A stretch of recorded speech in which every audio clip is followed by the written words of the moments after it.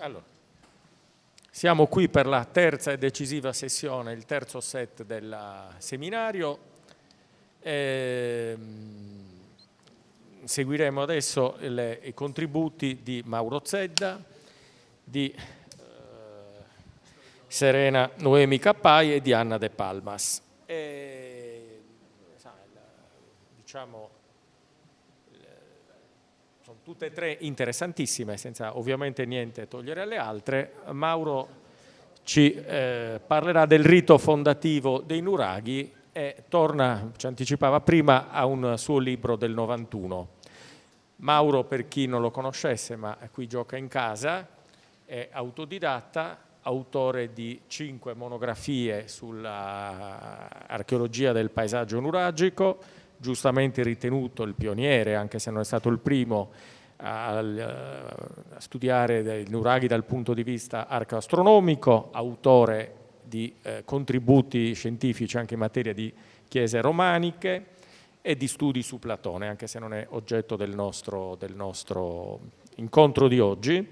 Trattandosi di un consesso di architetti ed ingegneri, una curiosità, insomma, non ha studiato solo i nuraghi dal punto di vista dell'orientamento, della concezione astronomica, ma nel libro che trovate lì fuori, Archeologia del paesaggio nuragico, apporta un contributo anche, come accennava stamattina, forse poi lo approfondisce, anche alle tipologie costruttive dei nuraghi, cioè ha scoperto che la quasi totalità dei nuraghi nel nord hanno la rampa in andito e quelli del sud non l'hanno.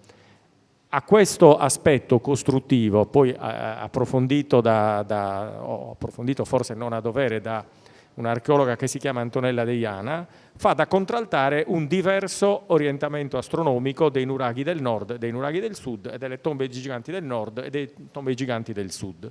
Quindi questo è un aspetto squisitamente architettonico che forse non ha avuto l'attenzione che merita. Quindi ci riporta 35 anni indietro a Barumini, questo ci accennava. Prego Mauro. Grazie, buonasera a tutti. Tutti mi conoscono perché ci siamo e quindi buonasera a tutti. Io cercherò di spiegare i motivi che comportavano la scelta del sito, cioè perché un nuraghe è lì e non da altre parti, poi la composizione e l'orientamento dei nuraghi complessi, cioè come il nuraghe complesso abbia comunque una composizione che ha a che fare con le stelle, con gli astri, e poi infine l'ingresso delle torri nuragiche comprese di monotorri e torri centrali. La scelta del sito, in questa occasione, è la parte principale che riguarda il mio primo studio. Perché i nuraghi occupano il paesaggio in un modo straordinario, ancora oggi lo segnano. Infatti ancora oggi c'è chi lotta per dire che questo paesaggio costruttivo non possiamo farlo diventare il paesaggio delle Paleoliche, perché comunque sia la Sardegna, stiamo tutti d'accordo, che conserva il paesaggio diciamo architettonico costruttivo più interessante dell'intera umanità preistorica, cioè la Sardegna nuragica è una civiltà preletterata, quindi preistorica, e sono pochi i popoli, diciamo, senza scrittura che hanno espresso delle architetture così magnificenti. Quindi la Sardegna, diciamo, la civiltà nuragica occupa un ruolo importante nella storia dell'umanità preistorica e ancora da quella umanità preistorica di 4.000 anni fa, 3.000 anni fa, la viviamo ancora, cioè il nuraghe è ancora il nostro simbolo. Cosa determinava la scelta del sito?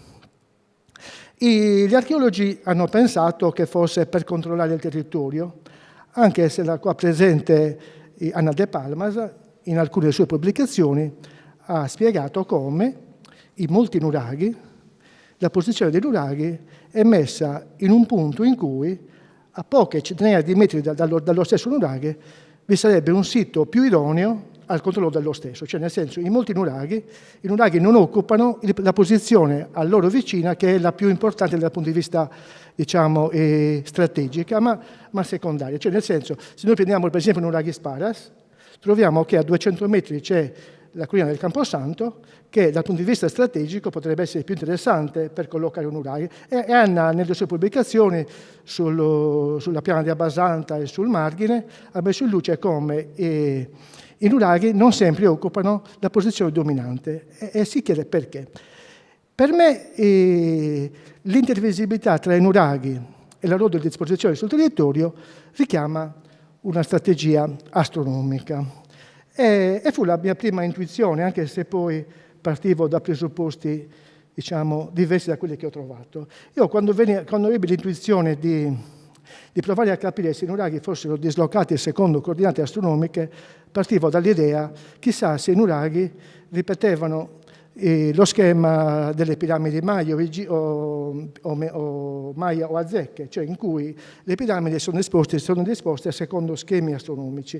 E quindi nel mio primo studio, questa mappa l'ho fatta nel 90-91, poi pubblicata nel 92, nel mio primo libro. Quindi io mi chiesi, i nuraghi sono disposti secondo allineamenti astronomici relativi ai solstizi e poi dopo averli trovati anche ai lunistizi?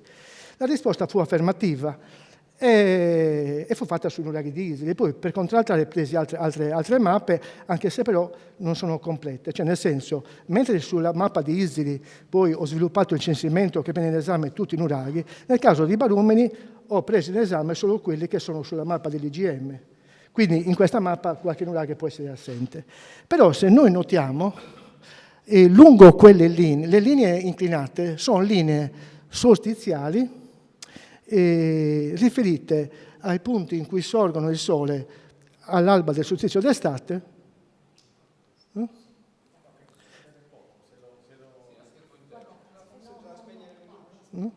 No, devi spegnere la luce. Vabbè.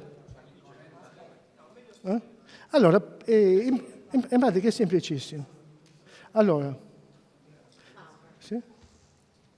Clicca qui e punta. Sì. Allora, quindi abbiamo linee, diciamo, diagonali rispetto alle linee est-ovest, nei due sensi, cioè le linee inclinate da nord-ovest verso sud-est sono le linee riferite all'alba dell'inverno e al tramonto dell'estate, e quelle inclinate da sud-ovest a nord-est, quelle linee coincidenti con le linee solstiziali alba, estate, tramonto, inverno. Queste linee sono linee che collegano gruppi di nuraghi, cioè in pratica a Barumeni possiamo ammirare come in queste linee ricadono 2, 3 nuraghi o 4 allineati. Le linee solstiziali, come vediamo, sono in preponderanza rispetto alle linee est-ovest. Vediamo così, ci sono nuraghi anche orientati, allineati lungo le linee. Non si vede? Queste. Vabbè, si vedono le linee. Non le vedo, no. Cioè non vedono le linee? Cioè queste linee le vedete? Queste linee. Allora, queste linee sono coincidenti con le linee che tracciano il sorgere del Sole al solstizio d'estate con il tramonto del solstizio d'inverno. Queste linee sono allineate con le linee coincidenti con le linee solstiziali alba, inverno, tramonto, estate. Queste linee, 2, 3, sono linee allineate lungo l'asse est-ovest. Perché il caso di Barumeni è esemplare, cioè indicativo di uno schema intuitivo, anche se poi a Barumeni lo studio non è stato completato. Però il fatto stesso che le linee solstiziali sono così numerose, mentre quelle est-ovest sono rare, no? Significa, cioè conferma altri casi in cui comunque sia i nuragici seguivano uno schema di orientamento che tracciava i solstizi e i lunistizi, mentre i punti est-ovest che potremmo confondere come punti equinoziali sono meno ricercati. I punti, e infatti probabilmente non era l'equinozio il senso di queste linee est-ovest, probabilmente era proprio il senso di una cosmogonia che cercava l'asse come se cercasse l'asse del mondo. Allora, come procedeva questo schema?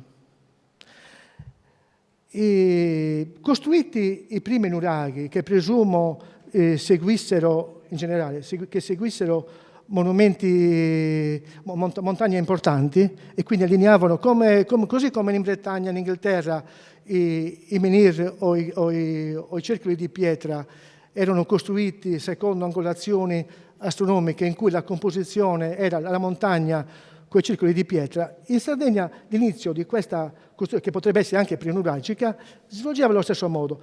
E nella scelta del sito, no? Nella scelta del sito in cui costruirlo, era come ricercare dei punti in cui il nuovo nuraghe doveva essere in linea con i precedenti, a cominciare ovviamente da delle montagne. E quindi si va a costruire una intelaiatura, cioè quindi la scelta, a Isili queste sono le linee alba, estate, tramonto, inverno. Oggi eravamo qua, no? Abbiamo visto il sole sorgere qua. Quindi queste sono le linee alba, inverno, tramonto, estate. Poi ve ne sono anche lunghezziane, ma non le ho messe per motivi di spazio. Questo è uno dei sistemi, cioè tutti i nuraghi quindi della Valle Berbaciera sono allineati secondo queste coordinate solstiziali e non iniziali. Questo è anche quello che forse mi ha indotto in errore nell'interpretare, non nel dato, nell'interpretare il dato. Cioè oggi io penso, anche grazie a Franco, che la scelta del sito, e grazie anche a quello che è il sistema, diciamo, dell'Europa occidentale, la scelta del sito in cui edificare un nuraghe non è costruire un sistema come facevano i Maya o gli Aztechi, ma era proprio inserire il proprio monumento in un sistema articolato di nuraghi, che a mio giudizio bisogna considerare più come una sorta di campanile piuttosto che delle chiese, in cui tutti gli altri erano in relazione con i precedenti, atti a legarsi secondo questi lineamenti astronomici, legati ai solstizi e ai lunistizi. In questo caso, per esempio, noi vediamo che da Nuedas, dove siamo andati in questi giorni, vediamo il sole sorgere a Nuraghe Longo e tramontare a Esparas, e poi anche sulla Luna. Quindi abbiamo visto questo fenomeno, che è un posto facilmente raggiungibile, che non per caso, l'abbiamo scelto non per caso, perché alla fine è relazionato con due nuraghi che sono sopravvissuti al tempo, Nuraghe Longo e Nuraghe Spara, con cui è relazionato dal punto di vista astronomico, cioè in pratica è collegato a realizzare un sistema, anche se la realizzazione del sistema non è che loro, quando costruivano un nuraghe, avevano l'idea del sistema. Il sistema è come frutto di una composizione secolare millenaria, in cui di aggiunture successive per loro la scelta del nuovo edificio doveva essere una scelta in cui costruivano il monumento secondo linee solstiziali, in cui facevano collimare i nuraghi nel tempo, cioè più ne costruivano e più li lineavano. Poi ci sono i nuraghi da cui si osserva il fenomeno, in cui quindi da una scelta molto arcaica, che potrebbe essere anche prenuragica, di dislocazione dei monumenti, si passa ai nuraghi complessi. Sui nuraghi complessi, la disposizione delle torri.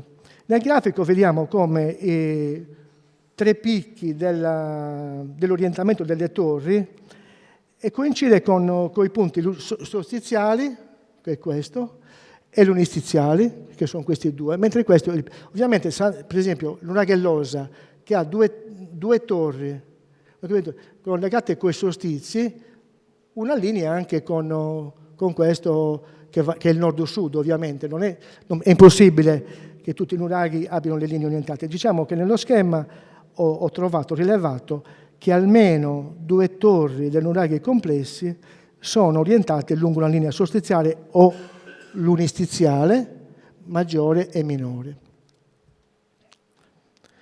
Lo schema di nuraghe Losa abbiamo visto più volte, cioè in pratica il nuraghe non è solo orientato astronomicamente, ma la forma stessa del monumento sembra riprendere un pensiero astronomico, cioè chi l'ha costruito ha voluto quindi costruirlo secondo una forma in cui i suoi lati erano incardinati lungo gli assi solstiziali. Se gli egiziani amavano incardinare la piramide lungo i punti nord, sud, est e ovest, i nuragici, nel caso dell'Osa, hanno preferito incardinare il monumento lungo gli assi solstiziali. Ed è un esempio eclatante al mondo, cioè nel senso non è che si trovano questi monumenti perché di forma triangolare. Per Lillio era, vabbè, non voglio entrare in polemiche. La forma triangolare è stranissima e vedendo che coincide con gli assi solstiziali ci fa capire come il monumento abbia un significato. Questo è un nuraghe Nolsa. Un nuraghe Nolsa è un nuraghe normale, cioè un semplice orientamento astronomico in cui due lati, cioè una coppia di torri sono comunque allineate con lo stesso, con l'alba come all'Osa, però il monumento è un quadrilobo orientato, mentre il trilobo è un monumento incardinato, cioè quasi che riflette un pensiero astronomico. Questo invece è un semplice allineamento. Nuraghe di Barumeni, le linee non sono col Sole ma sono con la Luna, cioè in pratica due linee sono incardinate lungo gli assi lunistiziali. Vediamo.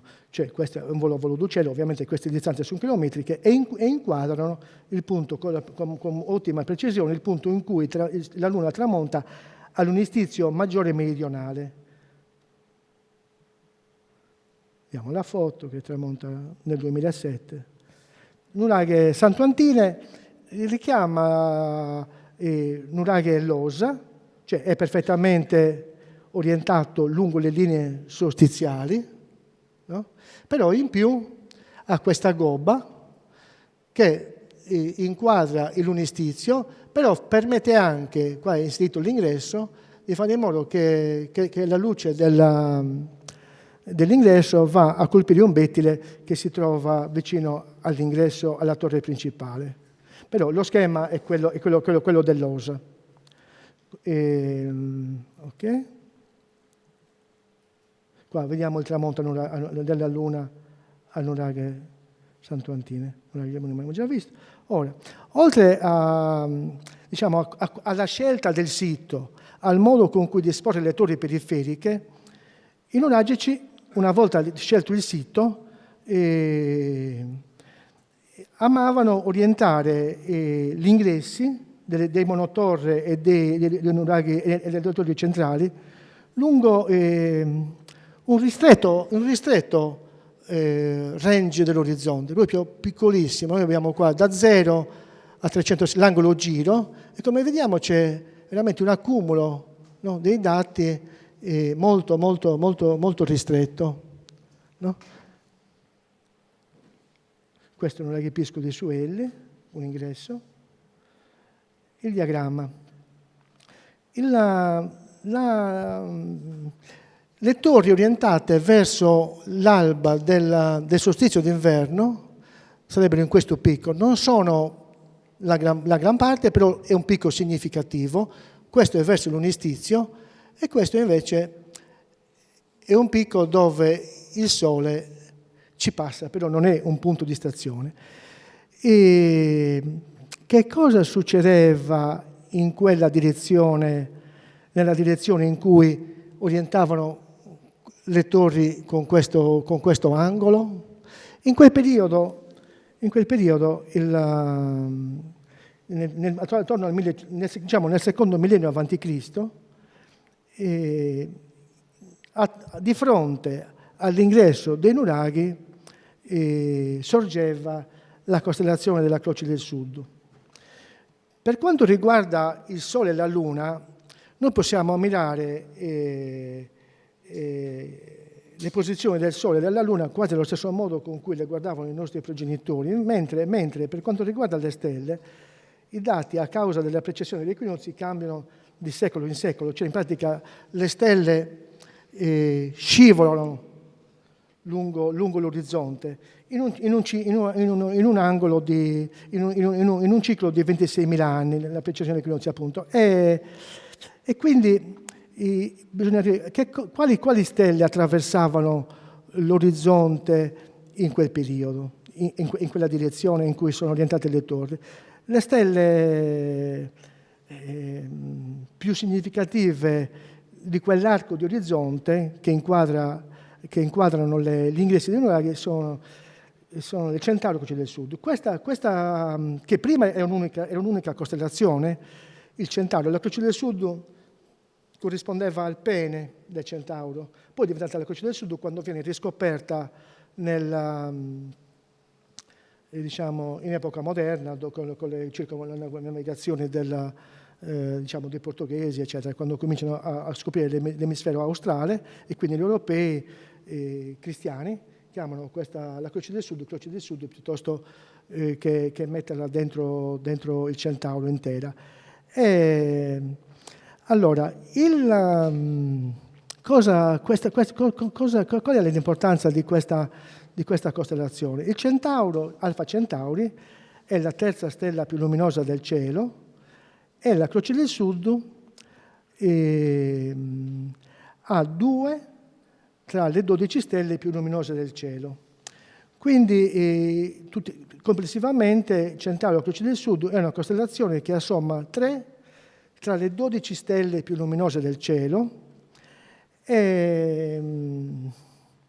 Il Centauro Chirone insegna la medicina ai greci, quindi era una costellazione collegata con la medicina era collegata col sacro, quindi io immagino che ancora nel mondo nuragico in quella costellazione vedevano comunque una divinità, non so, che poteva essere collegata con un dio della medicina.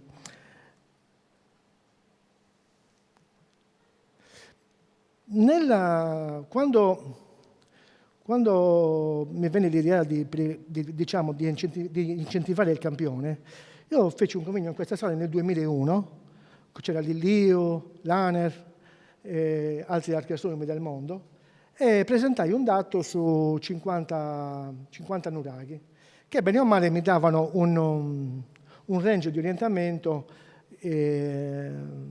pressappoco con delle frequenze identiche a queste.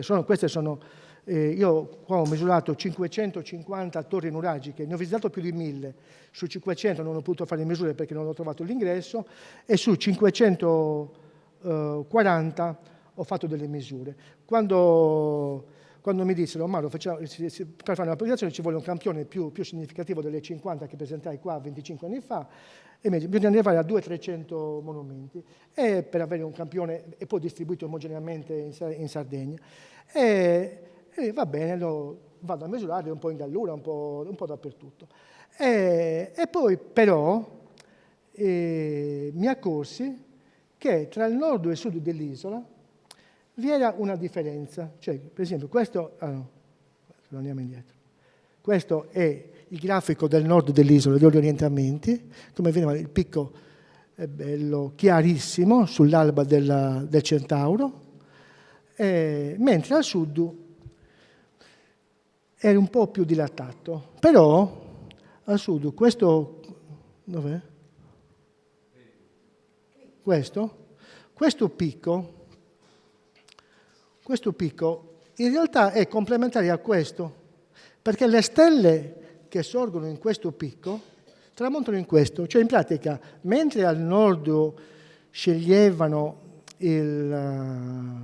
amavano orientare gli ingressi verso il sorgere della Croce del Sud e del Centauro, al sud amavano anche orientarle verso il tramonto. Quindi in pratica questa differenza, che è palese, no? Tra le due composizioni, in realtà astronomicamente è complementare, perché Perché la stessa stella, è sempre la stessa stella, quella che sorge qua, in questa direzione, tramonta in questa. Quindi al sud abbiamo un nurago orientato anche verso il tramonto della Croce del Sud. Poi, mentre visitavo nuraghi, più ne visitavo e più mi piaceva visitarne, e sono arrivati a vederne 1000, che è un numero incredibile. Se ci penso, dico, ma come fate a vedere 1000 nuraghi? Però trovai un'altra componente molto interessante, cioè il fatto di come è collocata la scala. Cioè in pratica, queste sono le torri con rampa in alto, tipo il Santo Antine, l'Osa, eccetera, che sono comuni. Ogni puntino corrisponde a un nuraghe, no?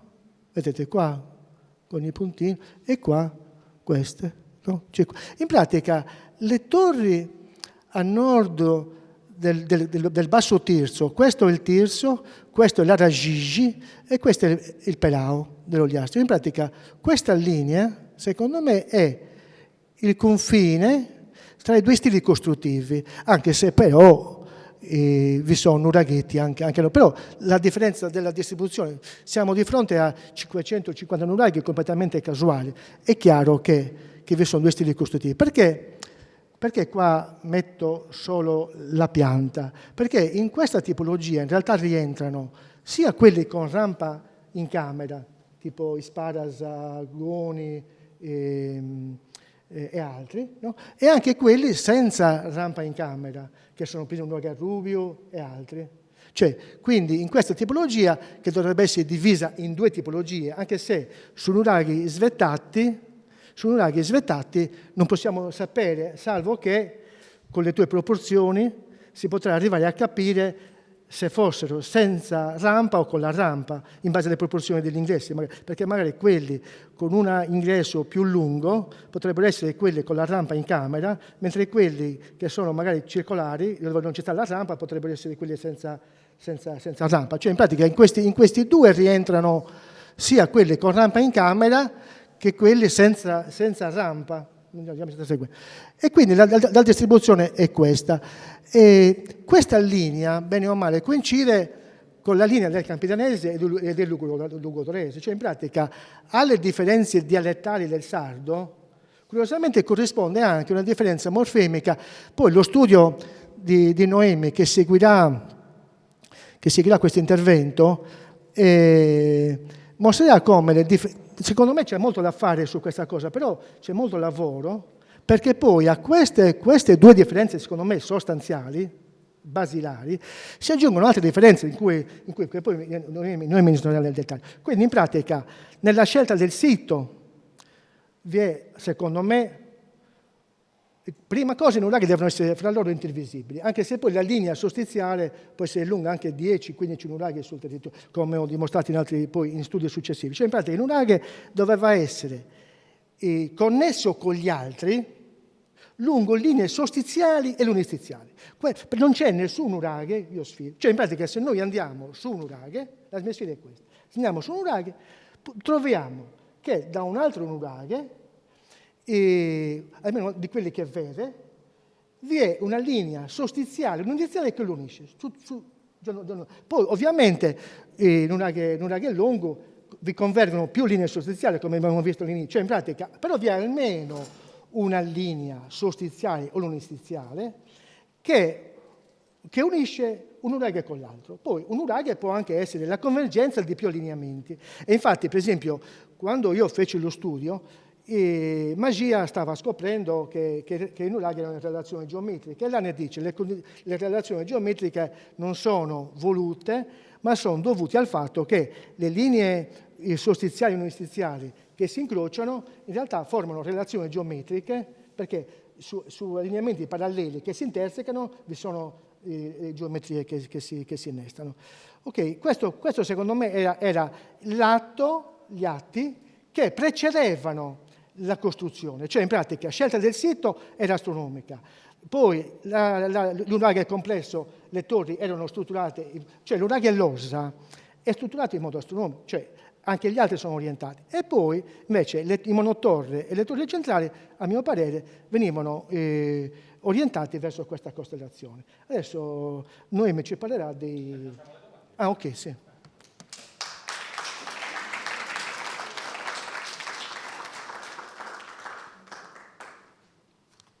Ne faccio prima di dare la parola una io, che so già la risposta, però magari può essere utile, cioè vale per tutta la Sardegna o solo a Barumini? No, per tutta la Sardegna. Io quando feci il primo libro portai il caso di Isili, portai il caso di Barumini, anche se a Barumini non l'avevo approfondito come a Isili, perché mentre a Isili poi ho tenuto in conto tutti i nuraghi, anche quelli che non erano sul GGM, a Barumini ci sono solo quelli che sono sull'IGM, cioè infatti ecco, queste linee sono linee che uniscono nuraghi presenti sull'IGM, potrebbero mancarne il 20% per dire, no?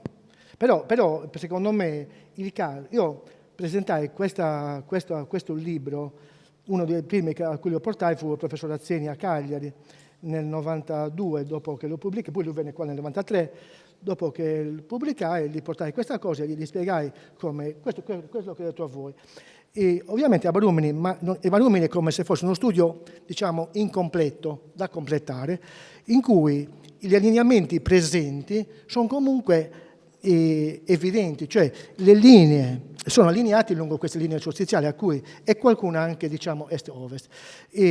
Mentre nel caso di Isili, le linee, lo studio diciamo, non è definitivo perché mai si può dire che la partita è chiusa, però ho censito tutti i nuraghi che presenti in questa valle.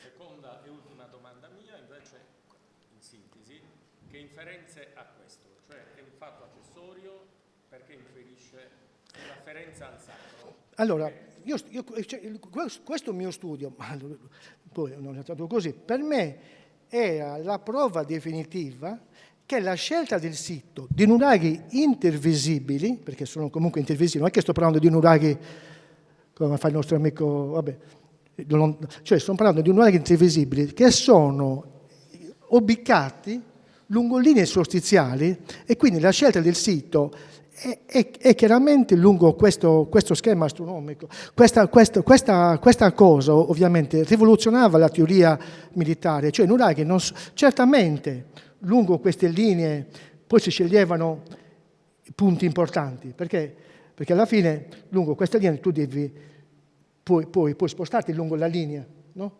Però come l'Alde Palmas ha spiegato, come molti nuraghi non sono messi sul punto più sulla Castellina, magari sono messi 100 metri più sotto. Questo studio lo dimostra, cioè è in perfetta sintonia con quello del Palmas, perché in quella linea se trovavano la collina bella ce lo piazzavano, no? Se non la trovavano la mettevano di fianco o tipo l'Orolo, no? O Santa Barbara se vogliamo, o Santo Antine. Santo Antine perché è lì giù, poteva essere spostato in un punto, cioè invece a Santo Antine perché scegliere a Santo Antine? Santo Antine è già una cosa più complicata perché è connesso con l'Oes ed è lungo la linea stellare piuttosto che però quello è un altro ragionamento, perché scelgono di fare il Santo Antine lì, che lo presenterò quest'anno in Grecia a Volos, in un convegno di archeastronomia. Però lo schema generale è che nella scelta del sito vi è una questione anche di cosmizzare lo spazio. I nostri antenati, i nostri progenitori ovviamente avevano una concezione religiosa connessa con la natura. La natura è completamente legata al ciclo del Sole e un po' anche della Luna.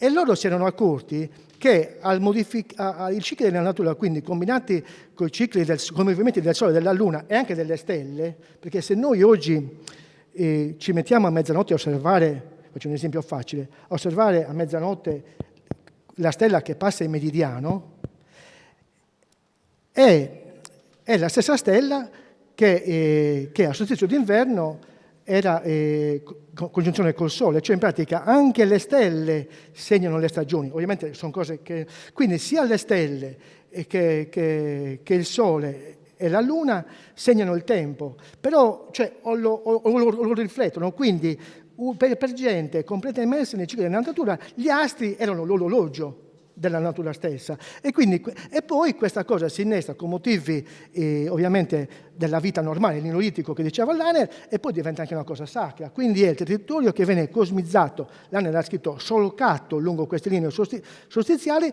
e quindi per uscire dal caos e per vivere in un mondo ben o meno ordinato. La spiritualità alla fine ha il compito di farci vivere in un universo mondo condiviso, cioè una comunità umana deve vivere entro coordinate morali, spirituali condivise, e questo era un mondo condiviso dentro una regione della natura di cui bisogna vedere i contorni, completamente legata a quella degli astri che segnavano la natura stessa. Non so se... No, è chiarissimo. Franco.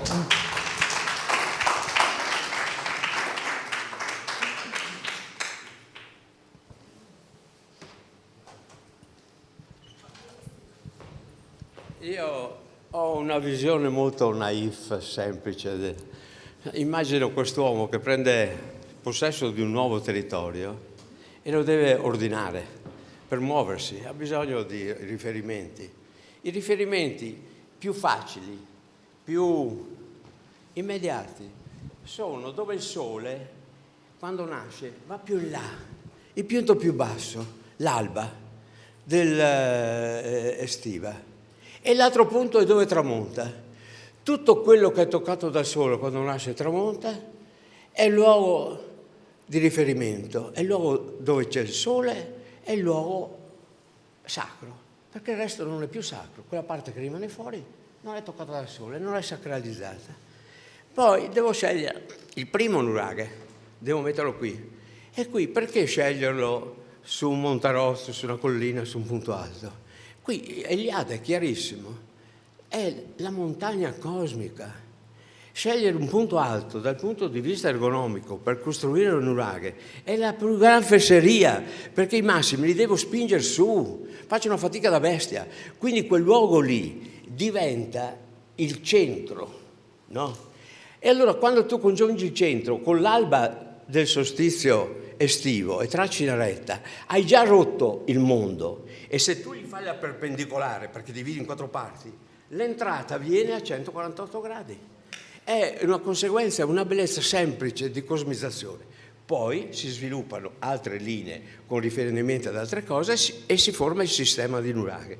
Ma l'atto primigenio, se parliamo di quello, secondo me è di una semplicità, ma una bellezza infinita. Ma non solo, dentro il nuraghe l'atto fondativo rimane, perché rimangono le 2 celle, una riferita all'alba e l'altra al tramonto invernale, la porta e l'altra nicchia.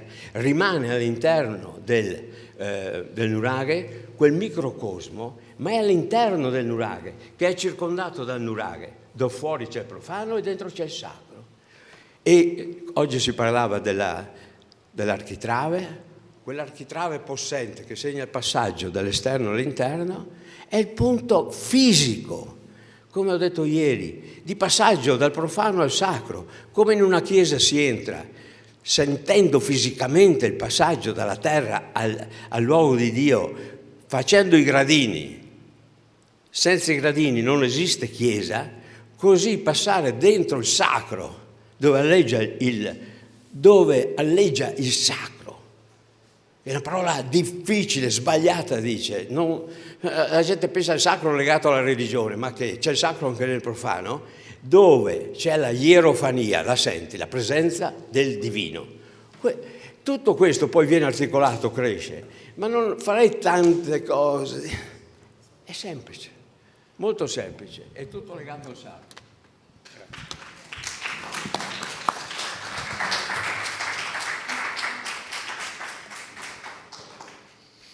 Ci sono altre domande? Prima di...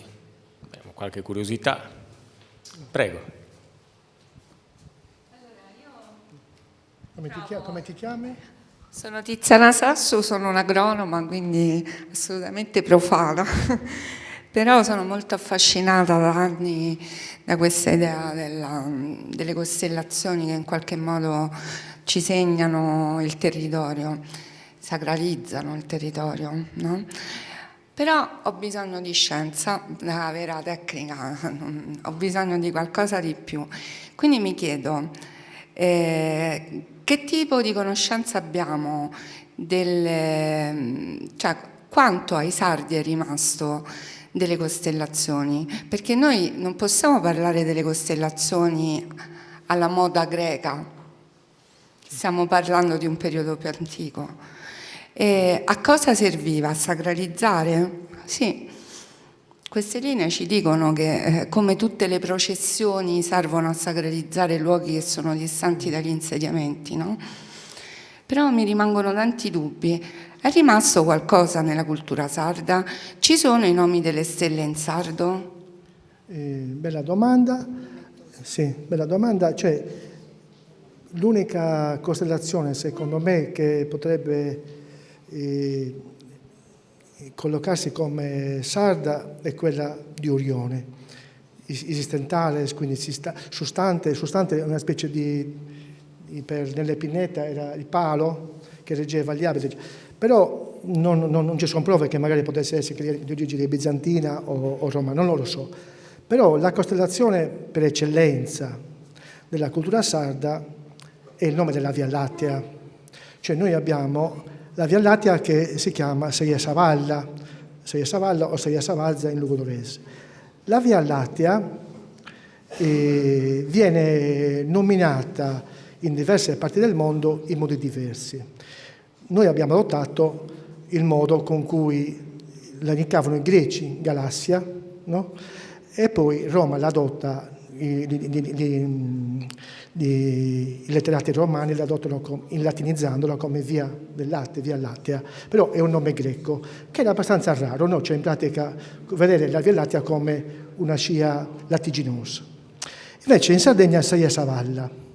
Seia Savalla è un nome della Via Lattea che ricorre in Sardegna e in Egitto poco, comunque sia in certe zone del Nord Africa, poi in tutto il mondo uralo-altaico, cioè quindi cioè questo Seia Savalla in Armenia, nel Caucaso, nel Kazakistan, cioè nel mondo slavo dei Balcani, cioè quindi abbiamo Seia Savalla che è un nome un modo per indicare la Via Lattea che comunque appartiene a un continente di cui noi siamo una periferia adesso.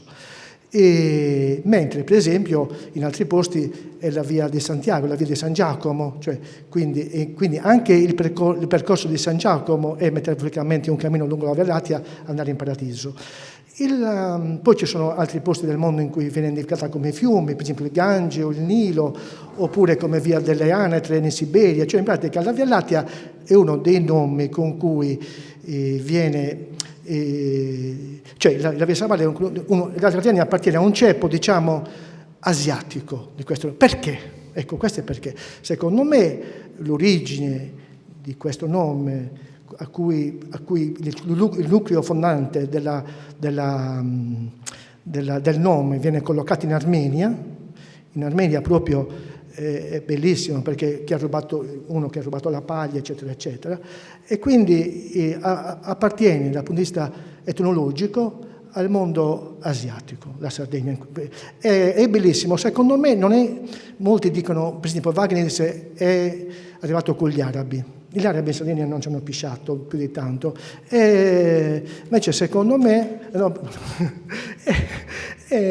secondo me e secondo altri, l'origine del modo con cui noi indichiamo la Via Lattea è paleolitico addirittura, perché le tradizioni popolari sono molto antiche molte volte, no? Quindi il nome con cui noi ancora oggi indichiamo l'oggetto celeste per eccellenza è collegato con parte dell'Asia e secondo me ha un'origine paleolitica addirittura. Non so se ti ho risposto. Altre domande?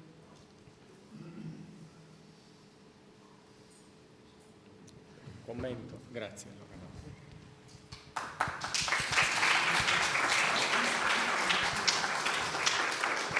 No, prima di dare la parola a Noemi, ecco, un commento mio a caldo, insomma sono un po' testimone di questa vicenda, adesso un po' dire che sono sciocchezze ormai è impegnativo, oggi un po' quello che respiro, che avverto, l'atteggiamento, sì, sono cose sicuramente interessanti di cui tener conto, ma sono un po' accessorie, insomma, come questa parete è bianca o gialla, poco cambia, invece quello che così Mauro ha rappresentato oggi, che rappresentano i libri, tra l'altro mi diceva Davide appunto che sono in vendita scontati i libri di Mauro stasera, quello che rappresenta, ripeto a costo di essere pedante, proprio spiega la Weltanschauung, la visione del mondo che aveva i nuragici. In questo senso Marco Catino stamattina diceva certo ci deve essere l'apporto del geologo, del pedologo, del botanico, certo tutti gli studiosi, il chimico, per carità. Qui perché riveste un ruolo di preeminenza, a mio modestissimo parere, l'astronomia? Perché ci spiega la disposizione sul territorio, ci spiega la struttura, addirittura la concezione, l'architettura, e soprattutto ci disvela, non hanno scritto nulla, l'hanno scritto sulle pietre, ci disvela la visione del mondo che aveva questo popolo, che non ha lasciato una scrittura su carta, su papiro, ma ci ha lasciato una scrittura sul territorio che, come giustamente ricorda Mauro, abbiamo il dovere di preservare. Chi è venuto stamattina o chi vedrà stasera vedrà che purtroppo lungo il costone roccioso dove sorge il nuraghe Calameda, con cui, che segna il solstizio d'inverno, ci sono ormai delle pale eoliche che inquinano il paesaggio. Quindi abbiamo questi studi del paesaggio aiutano a preservare, a comprendere il territorio, che ha detto qualcosa di altisonante Mauro, è il più importante del mondo, il più importante paesaggio preistorico del mondo. In Toscana abbiamo un paesaggio medievale, qui abbiamo questi nuraghi, segnano, cosmizzano, sacralizzano.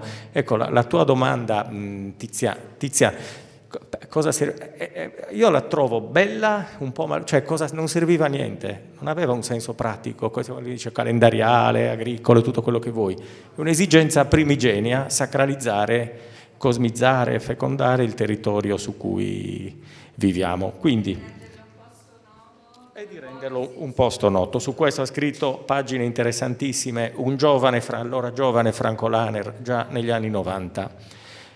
Allora, quindi, adesso Noemi Cappai, architetto, laureata a Firenze, che ha conseguito un master in economia e gestione di beni culturali a Tor Vergata, ha svolto la professione di architetto nell'ambito del restauro e io ricordo un suo studio interessantissimo sulla ipotesi di costruzione della Tolos secondo una parabola e quasi in anteprima ci racconterà un po' un sunto del suo ultimo libro, La cultura costruttiva nella Sardegna nuragica, tecniche, processi e artifizi costruttivi. A te la prossima mezz'ora, commuovici. Grazie. Va bene questo probabilmente. Ecco. Allora, intanto buonasera a tutti, vi ringrazio per l'invito a relazionare in questa occasione. Quello che vado a proporvi, è vero, è un estratto di una pubblicazione recente, proprio verrà presentata la prossima settimana, ma ciò che mi interessa rappresentare, raccontarvi, sono le geometrie che possiamo individuare a schermo pieno. Grazie. Abbassiamo la luce perché così vediamo meglio la presentazione. Vi dicevo, mi interessava mostrarvi la parte relativa al progetto della torre nuragica e nella fattispecie quelle che sono le geometrie che in qualche misura possiamo riscontrare in questa costruzione. Un po' per riprendere le fila del ragionamento che sviluppava Mauro a proposito dell'atto fondativo delle costruzioni nuragiche, nel particolare delle torri nuragiche, quelle che hanno un impianto geometrico, per cui sì, il cielo era sicuramente uno degli elementi fondamentali da osservare, sicuramente attraverso il cielo loro potevano anche quantificare il tempo, che è uno dei grandi temi, e quindi non solo la collocazione, ciò che c'è in cielo poi tradotto sul territorio, ma una delle componenti, perché in realtà possiamo immaginare un progetto un po' più complesso, perché c'è una progettazione che riguarda il territorio, quindi se vogliamo una vera e propria pianificazione territoriale. In questo la professoressa De Palmas ha sviluppato degli studi compatibilmente con gli studi di Mauro, che vanno a creare un sistema omogeneo, coerente, finalizzato alla valorizzazione piena delle risorse disponibili. A fronte del progetto territoriale c'è un progetto che riguarda la costruzione vera e propria, così come c'è un progetto che riguarda il cantiere. Sono passaggi di scala, ma l'idea di questi costruttori era comunque quella di governare i processi attraverso la progettazione. Nel caso della progettazione relativa alle costruzioni, quindi la conoscenza dai processi cognitivi agli strumenti operativi, quindi l'osservazione della natura è una delle componenti, l'elaborazione concettuale, la formalizzazione delle tipologie architettoniche sono diverse e sono tutte con caratteristiche specifiche e uniche, originali ed esclusive, formalizzate proprio in ambito nuragico. La grande misura è la concezione quantitativa del tempo. A fronte di questa parte chiaramente corrisponde la fase del cantiere. Nello studio, che appunto oramai ha visto la pubblicazione, mi muovo su due ambiti.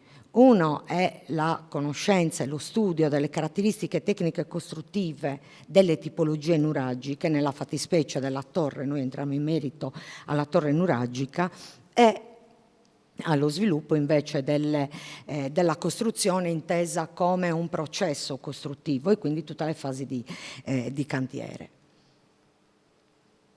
Questo è il nuraghe Orolo di Bortigali.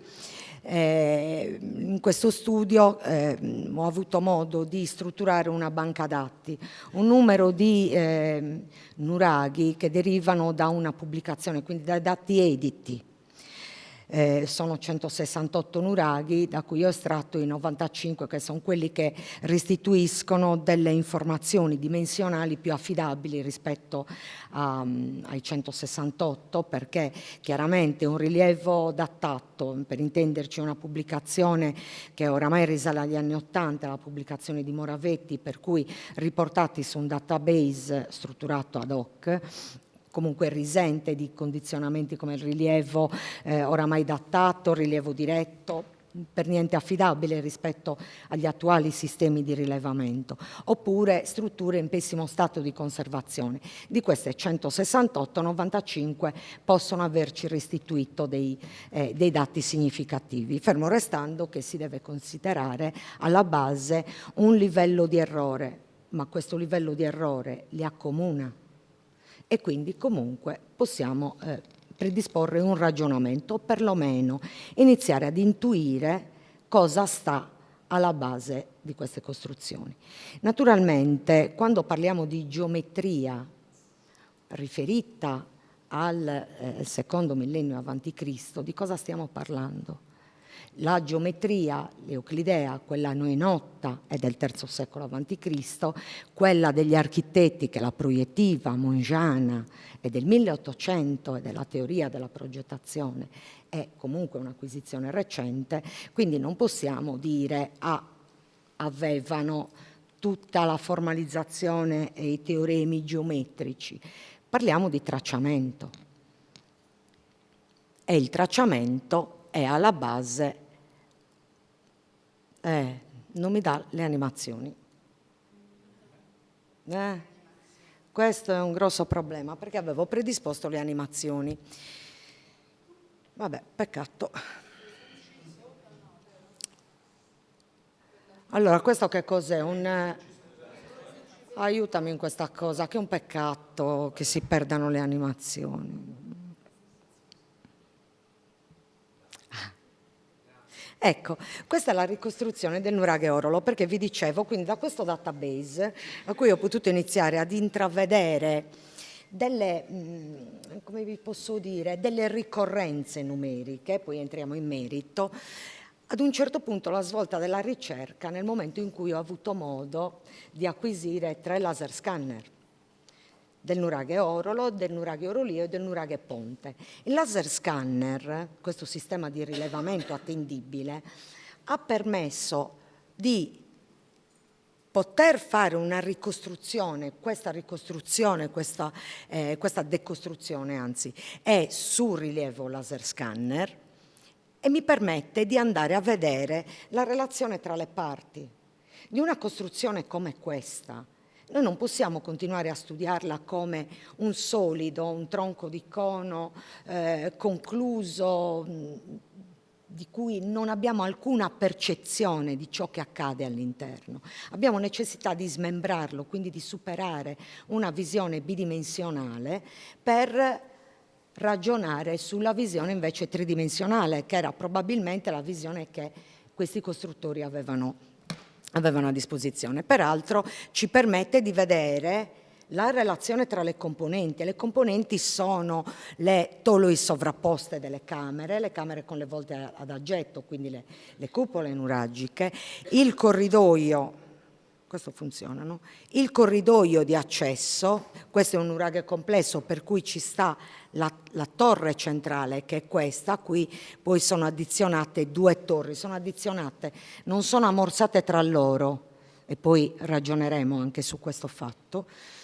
È lo sviluppo della scala, che nel caso del nuraghe Orolo è una scala ad andamento da destra e dalla quota base del corridoio di accesso conduceva verso la parte sommitale.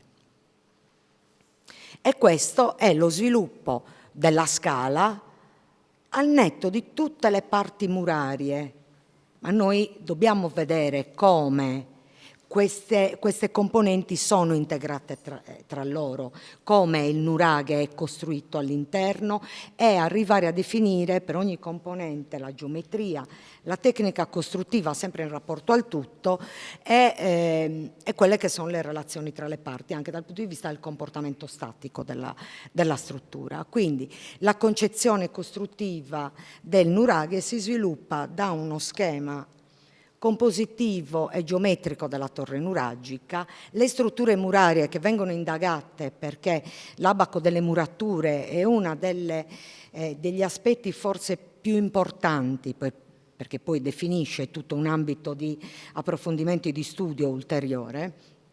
Le componenti della costruzione, quindi le camere interne, le loro volte, lo sviluppo della gabbia a scala, il corridoio d'ingresso e in cima alla torre il sistema mensole.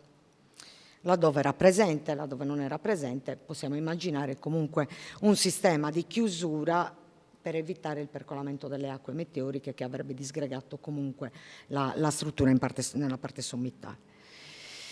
Questo è il nuraghe Ponte invece, anche questo è su rilievo laser scanner e ci porta a vedere, sempre allo stesso modo, quelle che sono le relazioni tra le parti.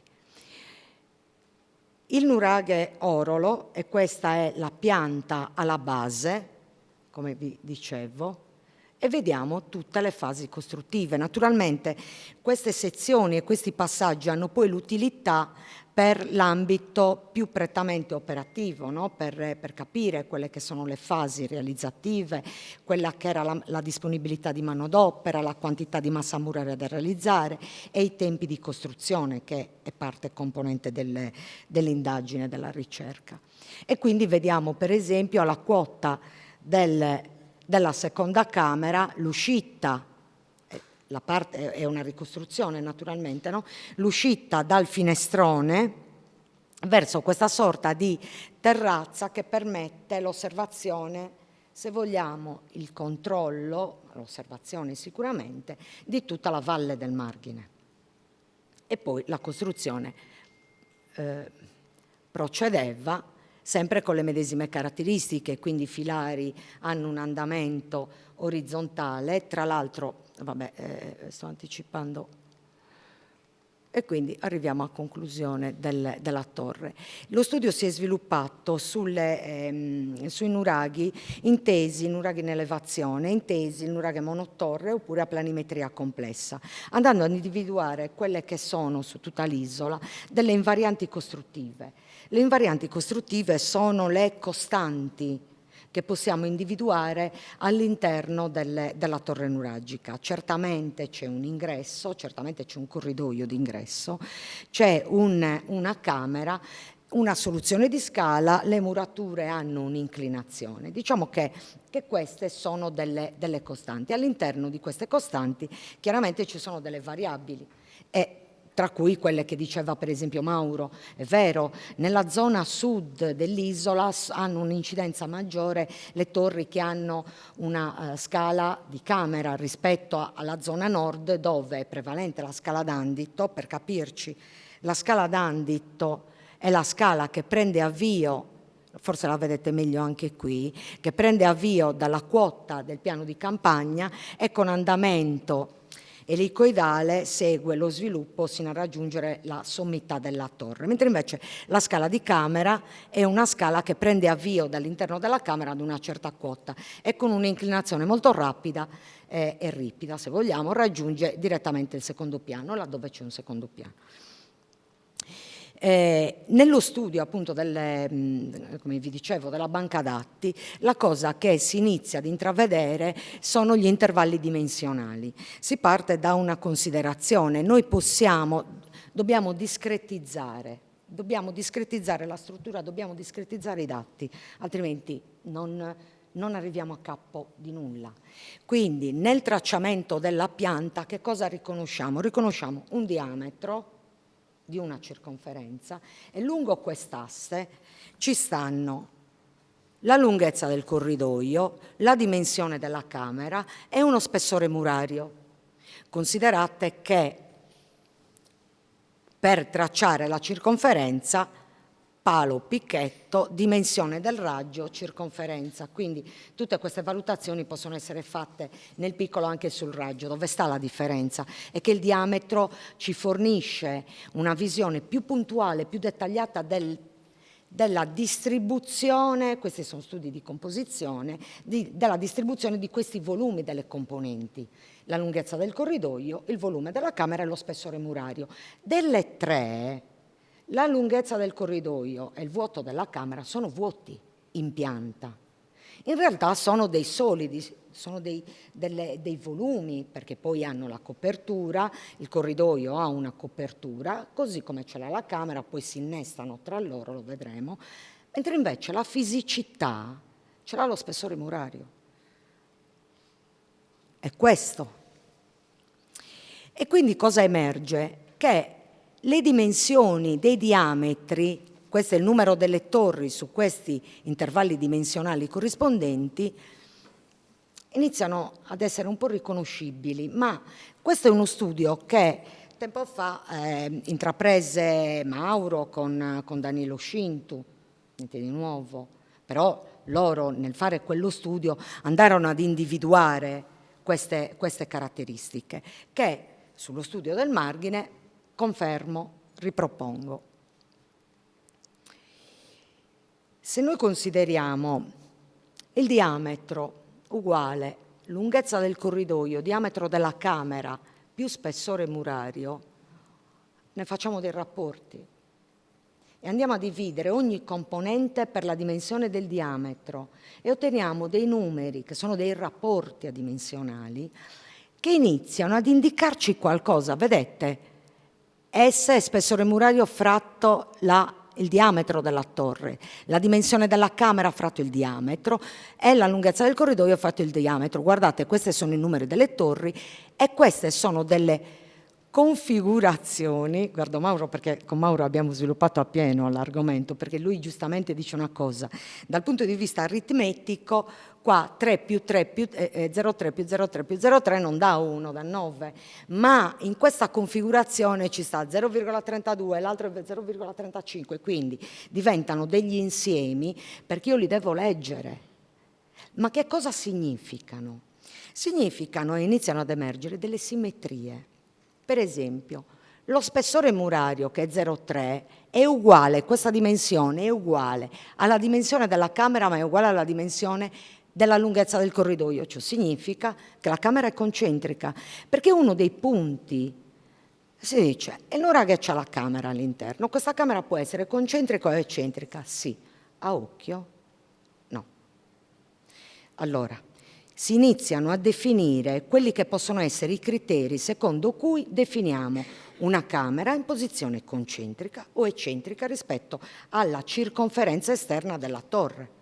Se è concentrica, il centro della camera coincide con il centro della circonferenza, se è eccentrica significa che è traslato, e ciò significa che questa non è mica detto che sia il diametro della camera, può essere la corda della circonferenza della camera. La corda in geometria non passa per il diametro della circonferenza, è un, come vi posso dire, è un segmento che secca la circonferenza, ma non è il diametro. E quindi corriamo il rischio di avere un'informazione sbagliata. Okay? Sulla pubblicazione vi sciorino il sistema per andare a calcolare questa cosa e qua lo superiamo e andiamo avanti. Però, è come dire, iniziamo ad osservare queste configurazioni. Per esempio, 0,4 lo spessore murario più grande rispetto agli altri due. Allora, iniziamo ad indagare. Questo, ripeto, è su quel database, il nuraghe ponte. E adesso entriamo in merito al sistema geometrico e proporzionale. Se delle tre misure, della lunghezza del corridoio, della dimensione della camera e dello spessore murario, la fisicità ce l'ha lo spessore murario, proviamo a tracciare questa dimensione su tutta la circonferenza. Vediamo che cosa succede, cosa accade. Questo è il rilievo di ponte laser scanner, quindi ha una sua attendibilità questo rilievo, per cui osserviamo come questo spessore murario che andiamo a replicare ovunque individua, vedete che questa è la muratura della Tolos, questa è la muratura della Tolos, qua ci passa la scala, possiamo individuare uno spazio in pianta all'interno del quale poteva essere collocata la camera, vuoi che sia in posizione concentrica o eccentrica, è lì che va collocata. In questo vuoto qui. Ma che cos'è questo? Se suddividiamo questa dimensione in due parti, teniamo una parte più esterna che è questa. Che cos'è? La muratura di base. Tutto questo è sezione muraria, ma questa parte qui, la parte più esterna, è muratura piena ed è quella che garantisce il sostegno, il peso dell'intera torre in elevazione, mica nella porzione residua che vediamo, in elevazione. La parte più interna invece è la parte ancora a sezione muraria, all'interno del quale però possono far passare la gabbia muraria della scala. Quando si parla di scala non immaginiamo mai soltanto il punto dove andiamo a appoggiare i piedi e stiamo salendo i gradini. La scala è una gabbia muraria, ha un suo volume e un suo andamento geometrico definito. Quindi si muove qui. Qui si aprono le nicchie. Quindi questa più interna, diciamo, va a consentire dei vuoti, delle aperture, a fronte del fatto che quella più esterna è muratura piena. Allora iniziamo a vedere che questo qua, questa circonferenza, questa dimensione, quante volte ce l'ho? Qua ce l'ho 8 volte sul diametro, è la stessa dimensione. Allora possiamo iniziare a fare un ragionamento. Allora, la natura tridimensionale dell'architettura, per definizione, ha un linguaggio che contempla la geometria e la dimensione. Sono queste due cose, su cui poi c'è anche la statica della costruzione, non l'equilibrio, sono le due cose che garantiscono l'equilibrio della costruzione, ne garantiscono l'ordine costruttivo, ne garantiscono, se vogliamo, anche l'armonia. La differenza, noi possiamo dire, possiamo fare una questione di dimensione e dire ma che misura avevano nell'antichità? Nell'antichità era nota la misura antropometrica, era nota la misura del cubito. In Egitto c'era il cubito reale aveva questa dimensione, dal gomito sino alla punta dell'indice, il cubito piccolo sino all'imposta del pollice. Ma perché io cerco il modulo della costruzione? Io non cerco una misura, un numero, io cerco, uno, un metodo costruttivo, due, un modulo che è replicato dalla proporzione della costruzione, dalla proporzione delle parti con il tutto. Questa teoria che impregna nel linguaggio dell'architetto a noi arriva da Vitruvio, l'architetto del I secolo d.C., e nel 1400, grazie a Cosimo de' Medici, padre patria, si individuò in un monastero il trattato di Vitruvio, un trattato peraltro senza disegni, che tenne e impegnò gli architetti del Rinascimento nell'andare a studiare quelli che erano i canoni dell'architettura che Vitruvio propone, e questa è armonia, per tradurli poi in letteratura tecnica. Nel mio studio la letteratura tecnica è sempre presente, perché io credo fermamente che queste costruzioni di cui mai si parla nei libri di architettura, che non fanno capo a nessuna teoria architettonica importante, debbano avere quella collocazione lì.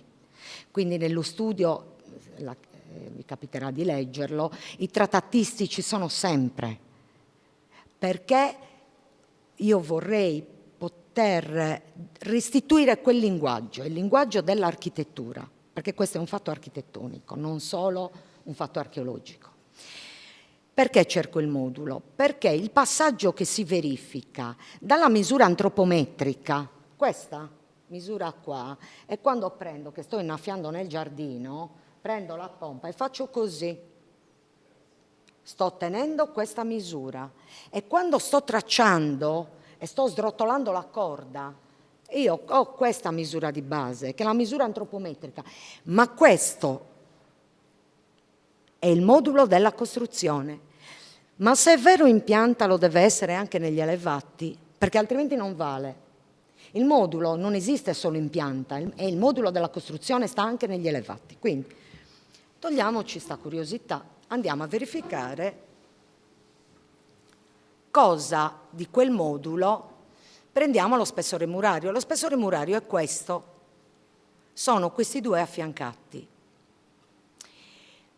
Portiamoci su e ci portiamo su un punto particolare della struttura. Il punto particolare della struttura sempre è l'innesto tra la copertura del corridoio. La copertura del corridoio è la tholos. Qua c'è addirittura un cambio di muratura significativo a fronte di questo momento. Qui è un multiplo e questa misura qua è la metà. Ma se noi ci spingiamo ancora più su, sul sezione laser scanner, questa dimensione della sezione muraria alla quota della seconda camera del nuraghe ponte è questo. Ma se noi estremizziamo ancora più su, c'è questo gioco qua, vedete? Questo che cosa significa? Che uno dei problemi grossi dal punto di vista della tecnica costruttiva è come questi costruttori riuscissero a governare l'inclinazione delle murature esterne. Noi vediamo tutti i nuraghi con le linee direttrici del tronco di cono perfettamente rettilinee. Riescono con due soluzioni. Uno è con un sistema di ammorsatura degli elementi, lo vediamo poi partendo proprio dal nuraghe maggiore di Cheremule, cosa accade all'interno della muratura, e l'altro è la tecnica costruttiva. Ma se abbiamo noto questa dimensione, era per farvi vedere che si poteva salire addirittura alla terza camera su ponte, ci sono gli spazi, ci sono le misure, c'è la resistenza del materiale soprattutto. Quando arriviamo qua su, noi possiamo sporgerci con questa misura e con il filo a piombo governare l'inclinazione di tutta la costruzione a quella quota. E via via che saliamo, noi abbiamo quella misura fisica alla base che replichiamo e tutto il resto sono sottomultipli di quella dimensione. La stessa dimensione della Tolos. E si dice, perché hai tracciato qui quota base della torre rispetto a questa che doveva essere la quota iniziale? Perché in realtà è sotto di 1 metro. Gli scavi sono in corso, ma è sotto di 1 metro. Per cui posso considerare questo diametro.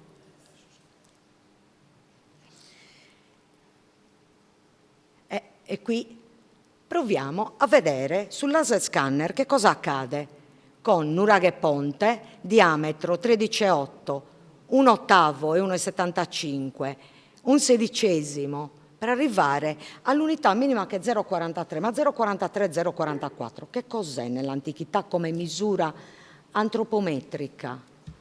È quella della corda. È il cubito piccolo, 0,44. Quando si fa uno studio compositivo, geometrico e proporzionale, si considera tutta la struttura, non si considera la misura di una componente, misura 55 centimetri, dall'altra parte ne misura 52, dall'altro ne misura un'altra. No, c'è una coerenza anche nel fare valutazioni di questo tipo. Chiusa la parentesi, o come ha fatto Mauro, poco fa. Quindi questo era un po' per estremizzare e dire, ma se voglio arrivare alla parte, cioè estremizzare questa parte qua, che misura mi dà? 19,50, facciamo una ricostruzione, è l'altezza effettiva ricostruita di ponte con la terza camera. Ci tengo a sottolineare una cosa che non è presente oggi, l'architetto Onnis, Riccardo Onnis, che ha realizzato le rappresentazioni tridimensionali, perché riteniamo necessario, per capire, poter disporre di tanto di rilievi assolutamente attendibili, perché altrimenti non ci muoviamo da nessuna parte, e poi di poter smembrare la struttura, e lui ha questa capacità tecnica. Orolo, qua chiaramente vi propongo dei tre, stesso discorso, no? Come si verifica anche negli altri. Ci tengo a sottolineare una cosa, è un aspetto metodologico. Noi in un nuraghe possiamo individuare 1/8, ma se andiamo ad individuare 1/6, non cambia niente. Non cambia niente, l'importante è che si capisca che cos'è il modulo, cioè quell'elemento dimensionale che replicandosi va a dimensionare tutta la costruzione. Può essere 1/8, può essere 1/6, può essere una scelta della persona, del costruttore, ma come prescrizione non cambia. Volevo farvi vedere, mi sono dimenticata di dire una cosa importante. Noi possiamo cercare ovunque sull'isola un testo scritto. Noi possiamo impiegarci un'esistenza, cercare un testo scritto con il progetto del nuraghe, ok? Uno si piglia questo impegno, gli archeologi fanno. Questo è il progetto del nuraghe, perché in pianta so esattamente di quanto si andrà a ridurre l'inclinazione e quanto sarà nelle quote superiori, no? Perché se questo è vero, in pianta come ho tracciato, vedete? Guarda come va. Qua chiude, si riduce sempre, ma è già tracciato qui. Ok? Quindi se vogliamo, prendiamoci l'impegno di trovare il testo del progetto, se non lo troviamo facciamocene una ragione, andiamo avanti lo stesso. Orolio, stessa cosa, stesse modalità di analisi. A partire dai trattatisti, un aspetto importante, i trattatisti questa cosa la propongono sempre, la grossezza del muro. come possiamo dimensionare la grossezza del muro. Voi sapete che la scienza dell'arte muraria ad un certo punto si sviluppa con i trattatisti, poi arriva chiaramente nel 1600 Galileo Galilei, si inizia a formalizzare un ambito più analitico, ma rimane sempre quel linguaggio architettonico, addirittura viene chiamata scienza abscondita, scienza nascosta, oppure come viene chiamata in ambito spagnolo, no? Dalla scuola di architettura Herrera, giusto? Sarebbe il calcolo tradizionale, è quel linguaggio architettonico che permetteva ai progettisti e agli architetti di dimensionare l'architettura a prescindere dagli aspetti analitici, più prettamente analitici, e quindi con caratteristiche, con un linguaggio prettamente geometrico. Quella modalità in qualche misura un po' mi guida nel modo di ragionare. Seguire questo studio significa fare dei passaggi temporali, perché io sono un architetto del secondo millennio d.C. che va a studiare quelli del secondo millennio avanti Cristo, e quindi è un passaggio di scale temporali, no? È un flashback, flash forward di continuo, cercando di liberarmi anche delle sovrastrutture più prettamente analitiche. Comunque, per farla breve, nei trattatisti il discorso della grossezza del muro è uno degli argomenti che viene trattato. Più delle volte si dice, ma probabilmente, sai cosa, l'altezza, lo spessore murario alla base è 1/5, 1/6 o 1/8 dell'altezza. Ho detto, proviamo, non costa niente, tanto lo stiamo facendo, proviamo. E proviamo a calcolare se questa cosa ha una sua fattibilità. E in questa tabella metto a confronto due metodi. L'altro è per la ricostruzione dell'altezza della torre. L'altro metodo è: ma è possibile che la dimensione del diametro alla base possa condizionare l'altezza? E per esempio avere, questa è la dimensione del diametro, avere metà diametro o 1/4 del diametro? Come funziona questa cosa? E quindi qui provo a relazionare i due sistemi per capire, magari in contemporanea è sempre meglio, quale delle due, per rendermi conto che probabilmente ritroviamo, con il secondo metodo di calcolo, probabilmente ritroviamo veramente che l'altezza della torre era 1/5, 1/6 della grossezza, così come ci dicono i trattatisti del periodo rinascimentale, cioè se ne vogliamo parlare, come ricorre questa cosa. E poi lo metti a confronto con l'altro sistema, quindi magari questo può essere un modo, un'utilità per capire in origine quanto potevano essere alti. Ovviamente ne derivano tutte le proporzioni, e qui parliamo della muratura. Vado più veloce perché altrimenti... Questa è una fotografia del nuraghe maggiore di Cremule, e qui si vede un punto di incontro, lei poi lo sa perché poi anche dalla sua foto si vedeva bene. La muratura esterna del nuraghe sono in realtà due murature, sono due paramenti murari e hanno degli elementi che si chiamano diattoni o semidiattoni, che vanno a raccordare queste due murature. Il motivo per cui noi abbiamo questa visione rettilinea è proprio lì, cioè non c'è a fronte del carico la possibilità che queste due parti tendano a dividere. Noi non abbiamo nuraghi bitorzoluti, ma nuraghi che hanno questo andamento rettilineo. Per cui viene da pensare che se qua c'è una regola di posa in opera, allora qua c'è una maglia di puntoni posizionati all'interno che vanno a serrare questa struttura e a garantire l'equilibrio anche nei punti di massima fragilità, se vogliamo. Ma la caratteristica del nuraghe orolo, e questa è una verifica, gli archeologi sono invitati a sperimentarla questa cosa, è che su questa misura, le misure, questi sono fotogrammetrici, le misure dei conci si avvicinano ai sottopultipli del modulo, ai sottopultipli del modulo. Se così fosse, che noi abbiamo informazioni di progettazione degli elementi quando sono laterizio in Mesopotamia, ci ritroviamo con una progettazione puntuale, queste tracchitte, una lavorazione puntuale anche degli elementi, non solo, e le dimensioni degli elementi allora posizionati in punti sensibili della struttura. Questo è un livello di progettazione altissimo. Se arriva a dimostrare questa cosa, questo è un input ed è un invito che vi faccio, che state sul campo, verificatelo.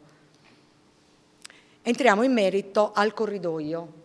Il corridoio è una struttura, è un volume asimmetrico, perché ha un punto di ingresso più basso rispetto al punto in cui va ad innestarsi sulla volta Tolos. È un'asimmetria, è una struttura asimmetrica e ha chiaramente sistema proporzionale anche qua. E ha fondamentalmente due soluzioni, ma sono di più, però diciamo due soluzioni di copertura. Questa è vista in pianta e anche questo, dove la soluzione con la volta ogivale e la soluzione con la volta architravata, ma di partenza è la stessa, ok? Ma vi invito ad osservare questo vuoto, questo è l'architrave e qua si posizionano i conci della soluzione ogivale, chiusa, l'architravata. Ma non è che il finestrello di scarico in realtà è il punto in cui, che non scarica niente, è il punto in cui si innesta dall'interno la volta del corridoio e resta il vuoto. Ve lo faccio rivedere. È questo vuoto qui. Questa è la base. Noi abbiamo già appoggiato due filari e abbiamo già appoggiato l'architrave. Questa è l'architrave. Abbiamo messo qua su, qui c'è la nicchia e qua c'è la scala. Ci siamo in pianta, qua c'è la Tolos. Nel posare le pietre, per iniziare a curvare, a portare su la curvatura, la volta, li devo mettere così, ma questo è vuoto. Ok? Quindi il finestrello di scarico è questa cucitura qui, una cucitura muraria dalla base, dall'interno, come soluzione.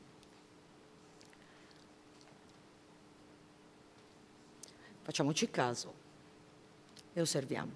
Vi dicevo, è una struttura asimmetrica, ma la particolarità sta nel fatto, devo finire velocemente, la particolarità, allora vado veloce, è che possiamo affiancare, sono molto affini, il corridoio del nuraghe con la gabbia muraria della Scala del Pozzo.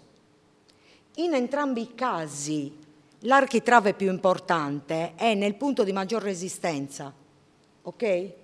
Ci siamo qua? È questo. Questo è l'architrave nell'ipotesi ricostruttiva, no? che apre a questa gabbia muraria, che è in una posizione particolare perché la gabbia muraria del pozzo si va a collocare tra due sistemi molto diversi tra loro. Uno è il vestibolo, l'altro è il tamburo dove si colloca la camera del pozzo, raccordato da questa gabbia che non è soggetta a deformazioni, né più né meno come il corridoio del nuraghe, che se vogliamo e per estensione, senza paura di affermarlo, è una volta rampante, perché scarica tutte le forze della Tolos e arrivano, e queste componenti iniziamo a vedere che partecipano all'equilibrio dell'insieme. La scala di Orolio, questo è Orolio, il nuraghe di Silanus, è una bellissima ed elegante torre in granito che adesso ha un vestito attorno perché stanno cercando di conservarla. Questa è l'elaborazione tridimensionale della ricostruzione con l'andamento della scala che ha la particolarità, Patrizia l'ha vista, di diventare rampa la prima per consentire il passaggio della scala, della seconda scala, ed è leggerissima così e sale. Qua si vedono tutte le fasi, le sezioni, anche questo può diventare tranquillamente. Entriamo in merito alla geometria della scala. La scala di D'Andito è particolare perché ha uno sviluppo elicoidale dalla quota di campagna sino alla cima della torre. Ma che curva è? Le curvature, le spirali in natura, fondamentalmente sono di due tipi. L'equiangolare, che conosciamo tutti come spirale aurea, no? È quella del Nautilus, e la spirale costante, la spirale archimedea. Delle due, la spirale Nautilus e la spirale equiangolare è molto comune in natura. La natura si esprime con quella geometria, ma è molto difficile rappresentarla in architettura, mentre invece la spirale costante è facile da realizzare ed è realizzabile per riga e compasso, come tutta la costruzione del nuraghe. Togliamoci la curiosità di vedere come questa tecnica si può sviluppare all'interno del nuraghe. Questa è la costruzione geometrica della costante Archimedea. Archimedea, III secolo a.C., questo siamo sui 1500 a.C., chiusa parentesi. E questa è la costruzione della spirale aurea. Se vado a posizionarla sulla planimetria del nuraghe ponte, ovviamente qua la costante ci sta, qui non ci sta invece perché l'equiangolare spara a una crescita su proporzione aurea, su φ praticamente. E allora applichiamole anche agli altri. Vediamo un po'. Iniziamo a vedere che la curvatura della scala sta all'interno della spira di questa geometria, in ponte, in orolo e in orolio. E in orolio. Ora, tecniche costruttive vanno messe tutte insieme. Non più soltanto la tecnica costruttiva della Tholos. Diventa importante sommare la tecnica costruttiva della Tholos, dell'inclinazione del paramento murario esterno e l'andamento delle scale, laddove la scala è la scala d'Andito. Quindi tutte queste componenti devono avere un'unica tecnica o una capacità tecnica semplice, tanto da poterle realizzare.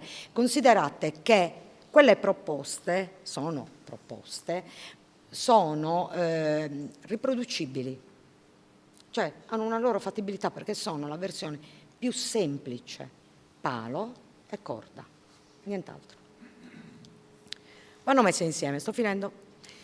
Sistema mensole. Del sistema mensole non è interessante il posizionamento delle mensole.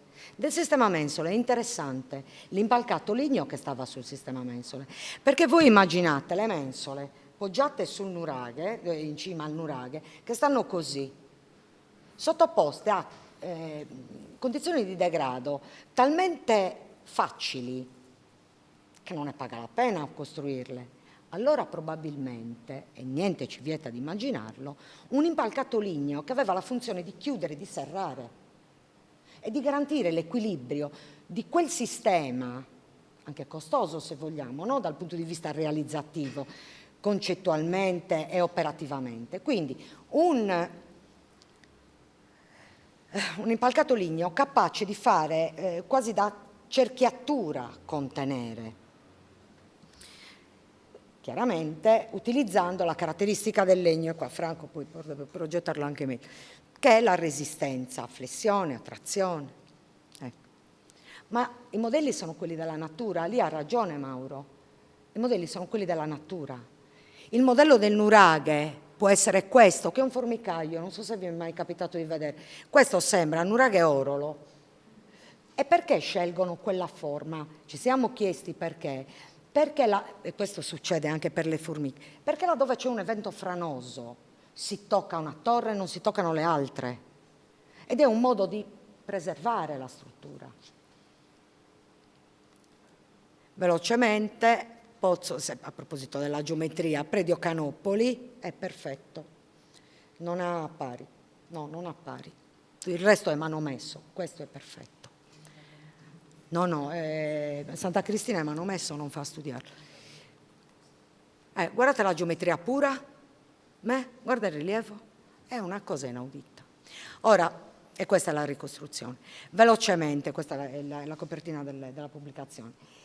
Ricordiamoci sempre che la valorizzazione, non ho finito, finisco con questo appunto, se ne parlava stamattina, la valorizzazione di un bene materiale o immateriale, ma anche di una persona se vogliamo, passa per un sistema di equazioni lineari, vedetela così, questa per codice: conoscenza, conservazione, fruizione e comunicazione. Noi non possiamo studiare una sola equazione e pensare di valorizzare. Dobbiamo risolvere questo sistema e noi allo stato attuale ci stiamo preoccupando di accessibilità dei siti e non li conosciamo e non sono manco in sicurezza né per chi li visita né per le strutture, di comunicarli. Come li stiamo comunicando? Si sentono le peggiori fesserie perché non li conosciamo. Quindi impegniamoci su questi 4 fronti. La parte più complessa e più difficile sono i primi 2, quindi per cortesia. Chi? Università, soprintendenza, su questi 2 bisogna ragionare. La comunicazione è una cosa che arriva dopo, la fruizione arriva quando mettiamo in ordine la casa che ci aiuta ad accogliere chi deve visitare. E con questo ho concluso.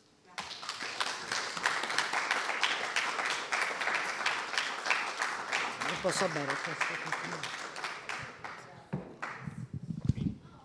Interessantissimo, quindi prima sì, c'è già una domanda di Augusto.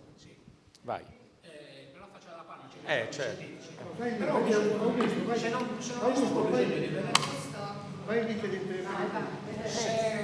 disturba, però vorrei vedere la pianta dell'orolo, quella che hai messa all'inizio, una curiosità.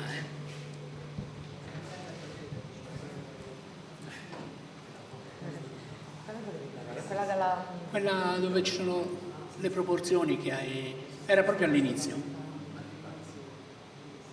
No, del ponte, scusa, ancora di... Ecco, questa qua. Questa è quella completa. Ok, quindi praticamente data la misura del vano scala, che è quello pallino che vediamo lì, io posso sapere il diametro della struttura? Sì. Cioè, se moltiplico quello per 16... Se il modulo è 16. Se il modulo è 16. Se il modulo è 8, ti conviene in realtà fare un'altra cosa. Ma la misura è presa detto... nella parte bassa del vano scala? Sì. Ah, ok.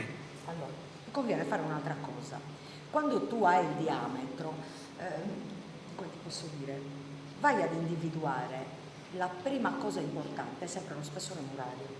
E metti in mezzo anche, lo spessore murario è questo, anche se qua c'è il vuoto della nicchia, non farti ingannare. No, certo. Non farti ingannare. No, chiaro. Prendi lo spessore murario. Quindi non è un modulo che è replicabile su tutti i nuraghi. Ah no, allora abbiamo detto il modulo della costruzione. Ok. Di quella costruzione. Di quella costruzione lì. Tant'è certo. vero che se tu hai visto, guarda qua, vedi che sono diversi. Vedi che sono diversi. Certo. Io non ho detto. No.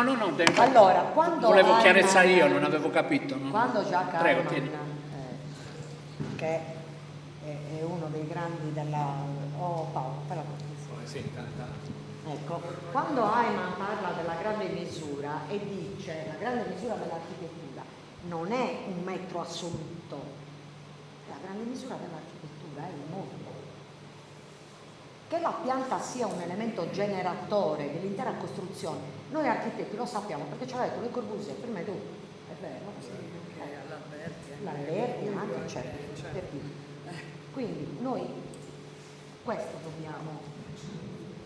No, io non voglio fare domande, voglio fare complimenti, perché questo è un lavoro che noi vediamo oggi, ma che è iniziato più di 20 anni fa. Io Noemi la conosco da 25 anni, e il suo cervello ha sempre lavorato con questo rigore scientifico incredibile. Lei è una ricercatrice pura, nata, non so come avete fatto a farvela scarpare all'università, e soprattutto non ha mai mollato. Io la ringrazio perché oggi lei ha messo su carta e ha dimostrato quello che insomma Noi architetti abbiamo nella nostra, o almeno io nella mia convinzione, che questi sono architetture che hanno un progetto e non sono fatte a caso, quindi hanno un progetto, c'è un uomo, un architetto che le pensa prima di mettere la prima pietra. Grazie Noemi, un lavoro che cambia veramente il modo di approcciarsi allo studio dei nuragici. Io vorrei farti invece 2 domande telegrafiche.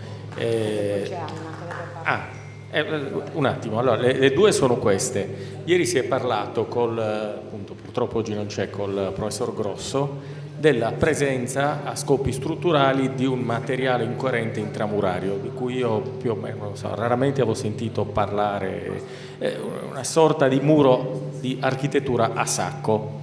La domanda è un fatto frequente, io su questo non ho mai sentito parlare. Seconda e ultima domanda invece, uno dei motivi che secondo Mauro, gli studi di Mauro, ostano l'interpretazione profana, pratica, utilitaristica dei nuraghi è il rapporto tra superficie coperta e superficie scoperta all'interno dei nuraghi, che è mediamente attorno al, io ricordo, 16-20%. Condividi questa affermazione? Questa è eresia, io gliel'ho già detta a lui, il fatto che si dice, ma questa architettura poi...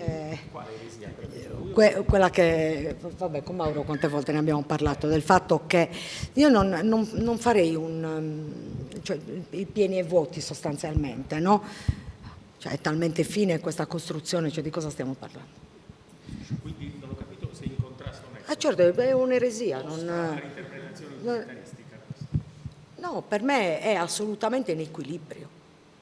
Pieni e vuoti, no, il rapporto pieni e vuoti. Allora non ho capito la domanda. Non sto discutendo l'equilibrio statico, sto dicendo un edificio che occupa, fatto 100 la superficie totale, ha una parte scoperta pari a circa il 20%, può avere una funzione utilitaristica, quindi ho coperto 100 metri quadri per avere... Ma sì, ma... Questa è la nostra logica. Ma infatti, ma si costruisce in ragione, per quello che dico, si costruisce in ragione di quelle che sono anche le conoscenze tecniche, di quello che è il materiale, di quello che... Queste erano strutture. Quando noi arriviamo a dire, guarda che ci sono degli intervalli regolari, dimensionali, noi arriviamo a dire una cosa importante, che loro sapevano intanto l'esigenza di elevarsi il più possibile, perché se tu fai un diametro troppo piccolo non ti elevi, d'altro canto se lo fai troppo grande è tozzo. Loro sapevano che questa non doveva essere una struttura eccessivamente snella o addirittura tozza. Tozza avevano già realizzato prima. Mi spiego, cerco di spiegare. Se avessi voluto costruire una fortezza o un forte, quello dei soldati nel Far West, avrei fatto un recinto snello più ampio. È un'altra concezione. È un'altra concezione. È come dire, ma come mai allora non hanno costruito un palazzo, no? Esteso, potevano addirittura elevare delle parti. Per quale motivo? Qua si sta costruendo questa tipologia con una tecnica costruttiva che spinta a miglior rendimento da questa tipologia. È tutto in equilibrio, non in equilibrio statico e basta. È tutto in equilibrio, è una forma elegante, nel senso matematico del termine, dove non c'è una cosa in più, less is more. Chiaro? Quindi il nuraghe è, come ti posso dire, talmente elegante, concettualmente e come forma, perché per esempio a me è capitato, no, che il professore mi dice, sai cosa, non è neanche complicato, resiste per massa. Sì, fatela venire in mente. Fate venire in mente una cosa, un'eleganza di questo genere, da realizzare con quella cosa. Perché una porta aperta. trovata aperta, ecco. Quindi un'eresia, ma... Vai. Che caldo che era. Hai detto proprio, ho avuto la fortuna di consultare il tuo bellissimo libro. Tu metti in luce, l'aveva anche messo Danilo, che il 40%, mi pare, il 40% delle torri che hai analizzato, l'altezza del diametro, cioè l'altezza della prima camera è pari a un mezzo del diametro della torre, il 40, mi sembra, 40%. Cioè in pratica l'altezza della prima toloso, il 40% dei nuraghi hanno un rapporto di 1 a 2, cioè tra il diametro e poi un altro 30%, 2/3, cioè l'altezza e 2/3 del diametro, cose che confermano il dato di Danilo. Allora, come ti spieghi quindi che i nuragici impostavano la torre sino al primo piano, cioè al primo livello, come un cilindro, sulla base di un cilindro, no? Che poi ovviamente è un tronco di cono, no? Però il cilindro in cui l'altezza del cilindro è la metà del diametro, e abbiamo il 40% dei nuraghi in pratica hanno un primo livello dove l'altezza è la metà del cilindro. È bellissimo, no? Proprio per quello che dicevi. Cioè, sì, è un tronco di cono. No, però siamo sulla base.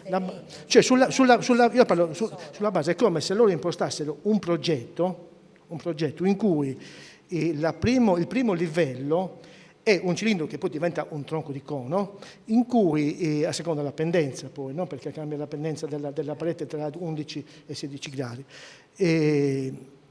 Quindi abbiamo questo cilindro. Perché secondo te loro impostavano un cilindro, cioè il nuraghi è su un cilindro in cui l'altezza è la metà del diametro, oppure un'altra percentuale che ho trovato è sempre 2/3, cioè in pratica la gran parte dei nuraghi, che però ha questa dimensione che è straordinaria, quindi che dimostrava le geometrie. Considera una cosa, e questa cosa la vedi anche nelle tolos interne. Nella tolos interna tu questa cosa la vedi, che la tolos ha un andamento, prima di tutto, un po' rettilineo, inizia qua.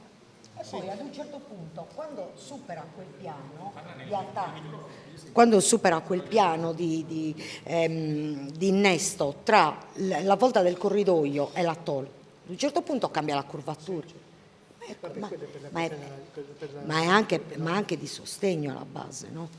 Che carico è? Sì, però è curioso che loro, quando impostavano già la torre, loro già immaginavano un primo livello in cui la torre veniva eseguita in un cilindro in cui il diametro era il doppio dell'altezza della prima camera. Ho superato quello, perché mi devi dare lo spessore certo. murario alla base, mi dai lo spessore murario capace di sostenere. Nel senso che comunque c'è ragione, cioè quando loro costruivano e tracciavano la base e tracciavano l'altezza, cioè quando tracciano la base sanno qual è l'altezza. Sì, che è uguale, cioè in pratica il raggio della torre è identico nel 40% dei casi all'altezza della prima camera, e questo che è straordinario. Non so, c'è un rapporto quindi identico tra il 40% dei casi l'altezza della torre è identica al raggio. Perché vedi che c'è anche una motivazione statica. Ci sono altre domande prima di dare la parola alla professoressa De Palmas? Altre domande? Franco? Niente. Allora, grazie ancora a Noemi per questo bel lavoro. Speriamo di presentare il libro a Cagliari presto. E chiudiamo in bellezza la serata con la professoressa Anna De Palmas, di cui ecco qui, che è ordinaria di preistoria e protostoria all'Università di Sassari.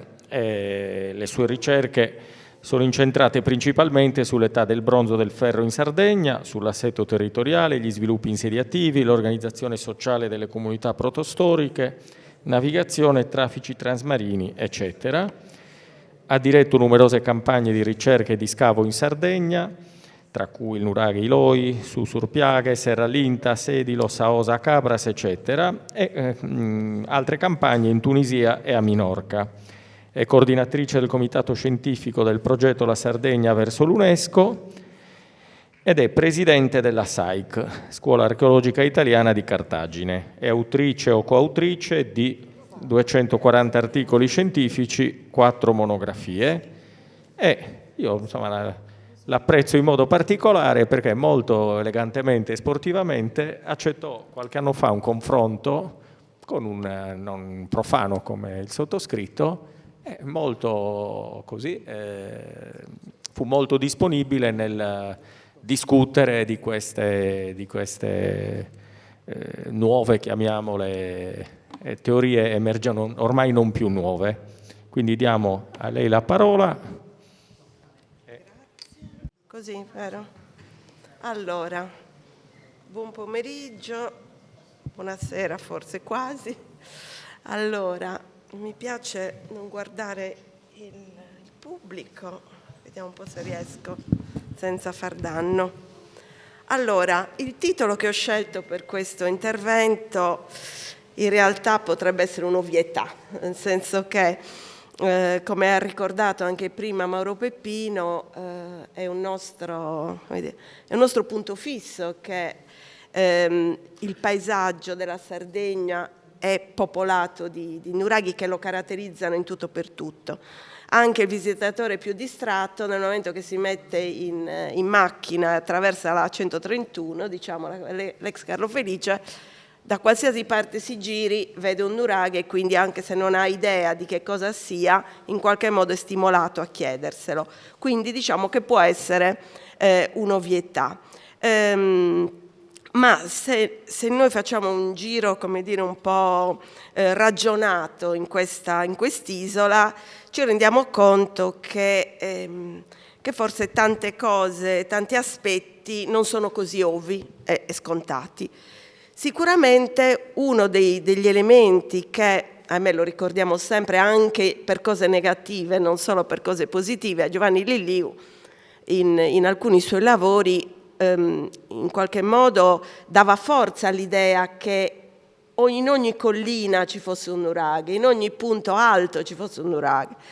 E noi invece vediamo che in molti punti alti, in molte colline, in molti straordinari altopiani a Giara, diciamo, a tableau come questo, non ci sono nuraghi. Quindi è chiaro che probabilmente anche con le conoscenze che ora possiamo dare diverse chiavi di lettura a questa nostra sguardo verso la Sardegna. È chiaro che ci sono, lo stesso, adesso qua ne ho messo uno, potevo metterne tanti altri, ho messo questo scorcio molto bello di Barumini, che forse ci aiuta a capire perché Barumini non sta sulla cima di quella collina, ma perché non gli interessava la cima di quella collina.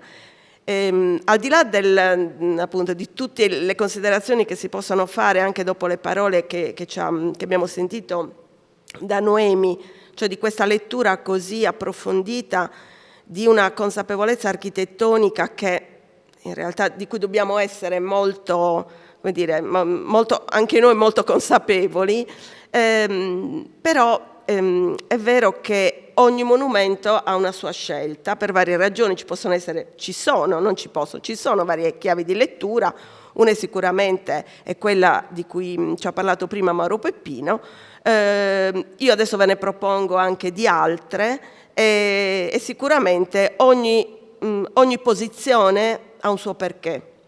È chiaro che probabilmente noi non riusciamo a cogliere a 360 gradi le ragioni di queste scelte, però in molti casi diciamo qualche indizio ce l'abbiamo, poi ripeto è tutto molto, probabilmente molte cose hanno diverse chiavi di lettura. Certo qua sapete benissimo come è fatta la Sardegna, ma era giusto per ricordarvi che la Sardegna ha una caratteristica che non hanno tutte le isole, anche le grandi isole del Mediterraneo, che è la varietà paesaggistica. Cioè ha una varietà di paesaggio che probabilmente è anche quella che nel passato più o meno recente non ha reso così facile, comunque ha reso più complesso l'individuazione di modelli insediativi, perché la sua varietà paesaggistica ne fa comunque una composizione di microregioni che andrebbero lette ognuna con uno sguardo attento a quella realtà paesaggistica. Quindi a differenza di tante altre realtà territoriali, la nostra ha necessità di composizione di un puzzle che non è certamente semplice.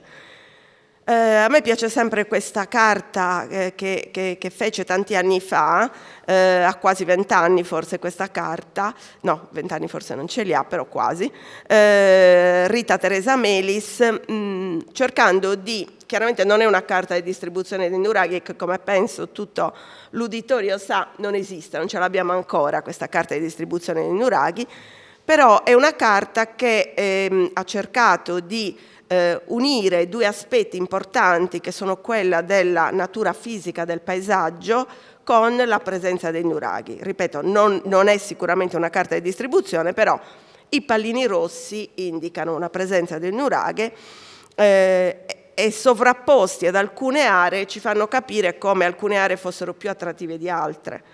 Poi ci possono essere altri elementi che hanno influenzato questa concentrazione di insediamento. Però certo, probabilmente possiamo anche dire con una certa sicurezza che praticamente non esiste un'area della Sardegna dove non ci siano nuraghi.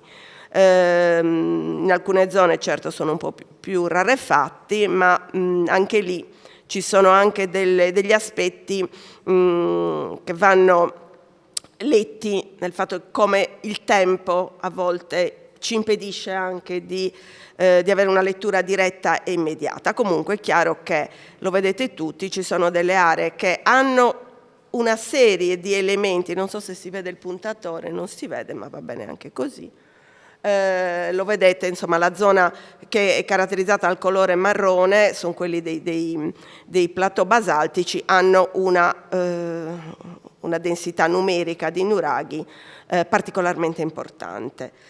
Quello che la riflessione che avevamo fatto in seguito a questa composizione della carta era quello che sicuramente c'era un accanimento di popolazione in zone che hanno una ricchezza di risorse, oppure risorse variate che sono quelle, diciamo, sia delle caratteristiche dei suoli, anche delle caratteristiche del sostrato litologico, perché chiaramente un elemento importante che sicuramente va tenuto conto nel momento che osserviamo e facciamo delle riflessioni sulle costruzioni dei nuraghi è che il materiale da costruzione deve essere accessibile. Per quanto sappiamo che le comunità antiche facevano sforzi per noi inimmaginabili per procurarsi del materiale da costruzione, è chiaro che le zone dove c'è del materiale erratico o comunque del materiale facilmente reperibile sono sicuramente quelle che hanno avuto nel passato una fortuna maggiore rispetto alle altre. Perché vi metto l'isola di Minorca? Giusto per farvi capire che mentre se torniamo a quella precedente, è vero che forse il rosso in alcune aree si perde perché si sovrappone un po' al colore, come il colore rosa delle aree granitiche, però la Sardegna, diciamo, è tutta pervasa di questi landmarks umani, cioè di queste costruzioni. Non altrettanto possiamo dire di altre zone dove un caso può essere Minorca, vedete la zona nord dell'isola ha una densità molto minore rispetto all'altra, queste sono le costruzioni dei Talaiot, quindi delle costruzioni che per qualche verso non sono assolutamente sovrapponibili ai nuraghi, però sono sempre costruzioni in elevato di pietrasecco, per non parlare della vicina Corsica, cioè la Corsica ha le torri solo nella parte meridionale, tutto il resto del territorio invece vedete, ci sono solo 2 pallini verdi nella parte settentrionale che sono forse delle torri, ma è molto dubbio anche che lo siano. Questo sicuramente ci permette di fare una prima riflessione che forse si può anche collegare con quelle che ci ha ispirato la comunicazione di Noemi prima, cioè del fatto che la Sardegna, per quanto è composta di regioni geografiche così diverse e anche in qualche modo, diciamo, non così facilmente accessibili, ha avuto però una uniformità per qualche verso culturale, a prescindere da differenze regionali che ci sono, però anche a livello tecnologico c'è stata una diffusione veramente straordinaria su superfici che sono molto maggiori rispetto a questi esempi delle vicine isole che vi ho mostrato. Queste sono delle vecchie carte che un po' ho riesumato. Questo è l'altopiano di Abbasanta, con nella parte alta coincide in realtà anche con le propaggini del margine. È una zona che io ho avuto modo nel passato di studiare insomma, in diverse occasioni, e sicuramente è un'area che si presta a fare delle considerazioni sulla presenza di queste torri, soprattutto perché è un grande altopiano, un altopiano abbastanza omogeneo dal punto di vista diciamo, della distribuzione dei monumenti. È, come ci dicono appunto diversi studiosi che non in Sardegna, a volte neanche nel Mediterraneo, hanno fatto degli studi sulla distribuzione territoriale degli insediamenti, le zone più interessanti per cercare di capire qualcosa dalla distribuzione degli insediamenti sono quelle che hanno delle caratteristiche uniformi dal punto di vista territoriale. Cioè, se io qua in una parte avessi avuto delle montagne e delle colline, è chiaro che quegli elementi morfologici avrebbero influenzato una distribuzione. Qua abbiamo un grande tavolato basaltico con una, diciamo, distribuzione uniforme di risorse.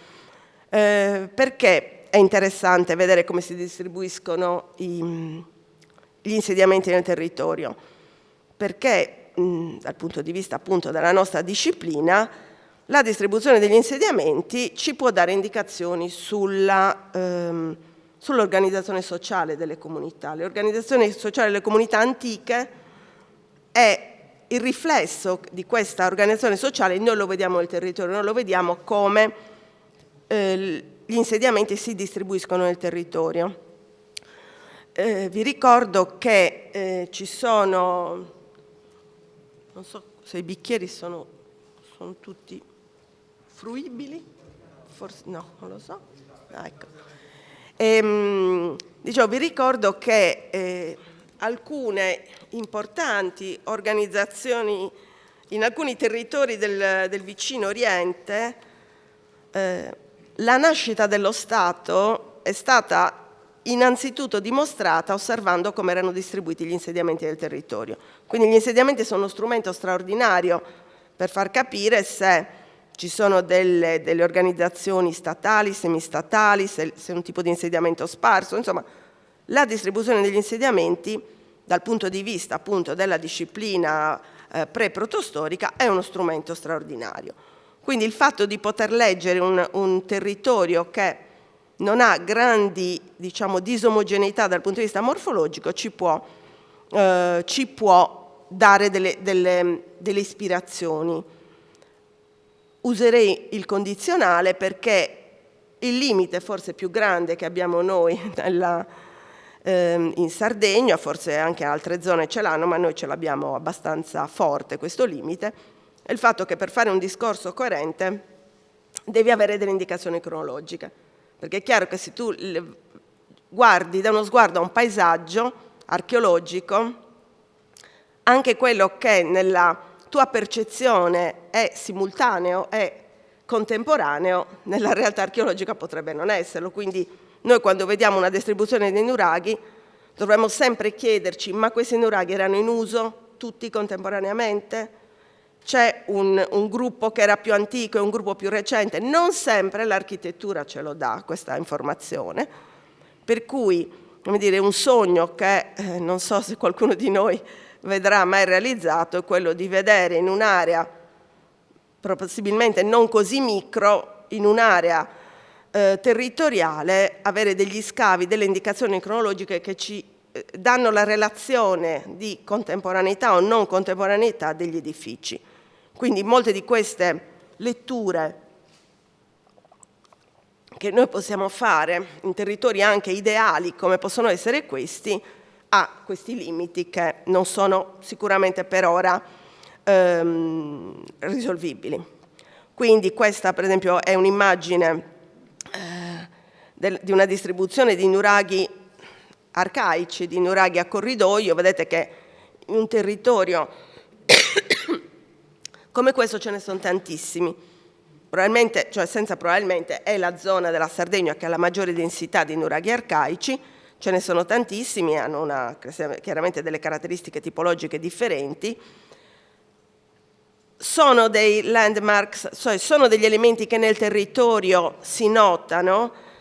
È chiaro che rispetto alle torri di cui abbiamo parlato prima con Noemi, hanno una visibilità minore, non raggiungevano probabilmente le altezze che può raggiungere una torre a 2-3 piani, però diciamo che ancora oggi, anche se sono sicuramente, hanno molti filari in meno rispetto a quelli che dobbiamo immaginare nel periodo di utilizzo, sono comunque degli elementi visibili. È interessante vedere dove sono visibili,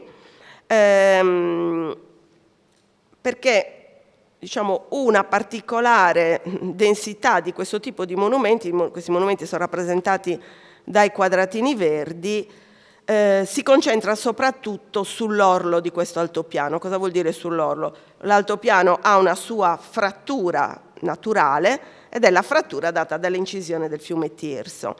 Anche prima Mauro Pepino ci ha ricordato come molte interpretazioni legate ai nuraghi siano stati quelli di punti di avvistamento. Sicuramente se voi salite, se chiunque di noi sale sulla terrazza di un nuraghe, anche di questi diciamo meno elevati dal terreno, ha una visuale sicuramente maggiore rispetto a stare ai piedi del nuraghe. Però proprio questa disposizione ci fa, in realtà, evoca anche un altro aspetto, cioè l'altra faccia della medaglia rispetto al vedere, cioè l'essere visti, che forse per queste comunità che diciamo occupano, però già questa frase mi suona male, perché non possiamo immaginare che questi territori prima di questa fase dell'età del bronzo fossero vuoti. C'erano già delle popolazioni che si sono date una nuova veste, un nuovo assetto insediativo e che hanno, dove vivevano già, realizzato queste strutture. Il fatto che siano disposti in modo, in certi punti veramente quasi maniacale, in ogni piccola sporgenza dell'altopiano c'è il nuraghe, qualcuno appunto può dire sì perché volevano vedere la valle, volevano avere il controllo della valle, però mi sento anche di poter ipotizzare che ok volevano vedere, ma volevano anche essere visti, cioè volevano che chi si muoveva in questi territori e non era un abitante dello stesso potesse già avere la consapevolezza che lì vi era una comunità, e anche una comunità articolata che viveva in questo territorio, nella parte alta del territorio, e che insieme, altro aspetto che non possiamo non considerare strettamente legato a questo elemento di visibilità, ci sono anche le tombe, e anche le tombe, guarda caso, le tombe più antiche sono messe sul bordo, sono proprio messe sul ciglio di questo dell'altopiano, che in alcuni punti è anche abbastanza scosceso. Quindi l'idea era quella proprio di una sorta di fronte murato, nel senso che queste strutture sembravano bordare questo territorio. Qua è un territorio differente, però giusto per ricordarci che sono strutture che hanno sicuramente uno sviluppo più in orizzontale che in verticale, però sono comunque dei punti forti del territorio. Su questi nuraghi a corridoio dell'altopiano abbiamo fatto qualche elaborazione giusto per ragionare su questi aspetti legati alla visibilità. Sì, certo, ci sono delle zone di grande concentrazione dove, quindi quelle che nella carta vedete con un colore rosso più accentuato, dove i monumenti hanno una intervisibilità molto forte. Chiaramente abbiamo creato, diciamo, delle altezze ideali intorno ai 5 metri, ai quali viene aggiunta anche l'altezza dell'osservatorio, quindi diciamo una media di 7 metri a struttura. Vedete, ci sono alcune zone di grandissima densità, dove i nuraghi in realtà sono interconnessi visivamente, in altri in cui invece c'è sicuramente, sono le zone più pallide della carta dove i nuraghi non hanno questa intervisibilità. Però in realtà, appunto, nell'ottica di cui stavamo parlando prima, non è detto che questa intervisibilità fosse prioritaria per queste comunità, perché potrebbe benissimo essere che era più forte l'esigenza di in qualche modo essere dei landmarks visivi del territorio in confronto di persone che stavano fuori dal territorio stesso. Un aspetto sicuramente importante riguardo questa preminenza degli edifici nuragici è quello che in qualsiasi parte vediamo, quindi non solo nel territorio campione che vi ho fatto vedere prima, ma anche in altre parti dell'isola, ci sono moltissimi nuraghi che stanno, appunto, ribadiamo, non in posizioni preminenti. Quindi anche qua, questo è il nuraghe Izzana di Agios, un nuraghe molto noto in letteratura, sta in un punto, diciamo, piuttosto affossato rispetto ai rilievi circostanti. Tornando nel territorio di prima, quindi tornando nell'altipiano basaltico, vedete che è chiaro che il passaggio non è un sistema, e non mi piace parlare di sistema, quindi cancello questa parola che vi stavo dicendo, da una distribuzione di nuraghi arcaici a corridoio, il passaggio a invece una organizzazione in torri a Tholos è veramente una moltiplicazione impressionante. È chiaro che per avere l'impressione forse realistica, ma anche forte, dovremo conoscere sempre questa cronologia.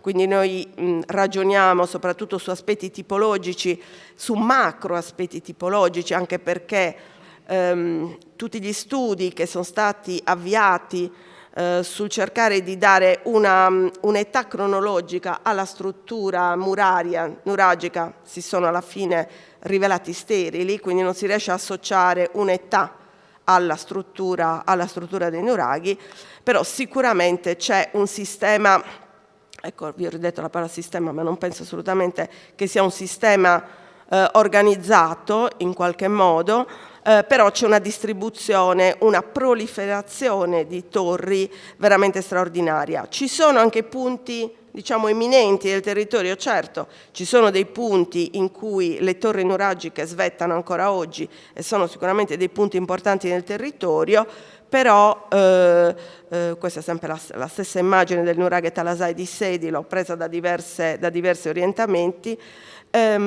Esistono in molti luoghi della Sardegna dei nidi d'aquila dove c'è un monumento in cui è chiaro che il monumento è stato intenzionalmente disposto in questo elemento di rilievo naturale, però forse in molti casi predomina invece una volontà di dislocare i monumenti in posizioni che non hanno niente di particolarmente preminente. Questo è un focus di una parte interna dell'altopiano, chiaramente quei trattini che vedete che delimitano i pallini che rappresentano i nuraghi sono del tutto arbitrari, quindi potremmo anche toglierli, ma servivano soltanto e servono soltanto a indicare che in questo territorio, quindi nel territorio dell'altopiano di Abbasanta, si notano dei cluster, cioè delle aggregazioni di nuraghi. Cosa vuol dire aggregazione in questo senso? Vuol dire che ci sono dei nuraghi che sono disposti a una distanza tra loro molto ristretta rispetto ad altri che sono più distanti. Una lettura sensata di questa distribuzione certo potrebbe essere solo fatta sulla base di quello che vi ho detto e ridetto, cioè di una determinazione cronologica per vedere il rapporto di eventuale contemporaneità o di alternanza nel corso del tempo di queste strutture. Però, diciamo, dal punto di vista di lettura antropologica di un territorio è un tipo di lettura, cioè un tipo di distribuzione codificata. all'interno di questo territorio ci sono degli elementi nel territorio prominenti che sicuramente ancora oggi per noi rappresentano dei punti focali importanti. Molti di questi appunto sono, io adesso vedete salto da una zona all'altra, ma giusto perché queste posizioni in zone di altopiano interne o pianeggianti sono del tutto estranee a quel tipo di ricerca di arroccamento che per molto tempo è stato invece un cavallo di battaglia. Insomma, il nuraghe era per molti versi identificato con un incastellamento preistorico delle strutture. In questo appunto ci dà conforto invece di queste scelte diverse delle comunità nuragiche le posizioni di fondovalle, che sono tante, non sono questo l'esempio della Valle del Tirso, dove abbiamo una serie, chiaramente noi non li vediamo più questi nuraghi perché sono sott'acqua, ma ci sono anche nella zona della bassa Valle del Tirso, qua siamo nella zona di Isola Russa, questa è la zona di Ottana, quindi questo è il rilievo appunto di Taramelli di queste strutture che sono al di sotto del lago Modeo, però una posizione del tutto, una scelta che non si può spiegare se non, secondo me, al di là di altre chiavi di lettura che io naturalmente non posso e non voglio neanche affrontare, però si tratta di zone assolutamente ricche di un certo tipo di risorsa, cioè qua ci sono una serie di monumenti che sono lungo il fiume, in zone che sono naturalmente irrigue, che hanno una naturale fertilità dei terreni che sicuramente non poteva non attrarre una comunità antica.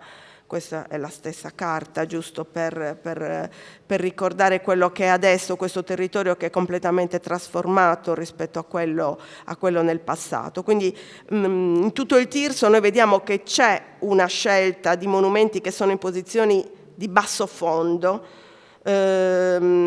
Questo si rileva anche, queste ve le ho messe giusto per ricordarci che nei punti dove noi non abbiamo nuraghi non è detto che non ci fosse un abitato. Chiaramente questo è un caso, è un caso unico perché è stato trovato, non è un caso unico nella realtà antica, perché sicuramente nella realtà antica doveva essere molto diffuso un tipo di occupazione non legato alla struttura, alla costruzione nuragica. In questo caso siamo un po' fuori tema, ma giusto per farvi capire che l'insistenza di queste comunità antiche a costruire, o meglio in questo caso anche scavare, strutture vicino al corso del fiume può avere sicuramente una scelta, per usare una parola che va tanto di moda, resiliente, perché quelle sono zone continuamente soggette a alluvioni, continuamente. Noi a livello dello scavo abbiamo individuato moltissimi episodi di alluvione antica che hanno prodotto l'allontanamento temporaneo della comunità dal posto, che però è ritornata sempre in quel posto perché evidentemente aveva dei vantaggi economici importanti. Un altro caso di studio che a me piace moltissimo è quello del Sinis di Cabras, in cui c'è una densità di torri nuragiche importante. Importante perché comunque anche qua possiamo fare una sorta di legame con gli aspetti morfologici e litologici del territorio. Voi sapete il Sinis di Cabras è comunque una regione ricchissima dal punto di vista agrario. Quella è la distribuzione dei nuraghi solo in questa piccola zona dove ci sono gli altopiani basaltici. Sicuramente una densità, vi ricordo solo che il Sinis di Cabras ha un rapporto nuraghe monotorre e nuraghe complesso di 2:1, quindi 2 nuraghi monotorre, 1 nuraghe complesso, quindi un numero di nuraghi a più torri sicuramente fuori dal comune, ma come fuori dal comune è la regione del Sinis, che è una regione più ricca dal punto di vista agrario che abbiamo ancora oggi in Sardegna.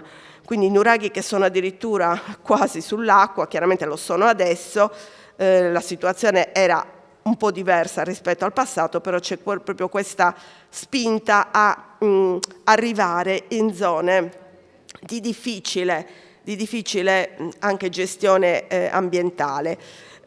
Anche qua il caso del nuraghe di Mal di Ventre, un nuraghe complesso a 3 torri, è un caso molto interessante, proprio perché ci richiama a scelte di insediamento che possiamo leggere anche proprio nell'ottica di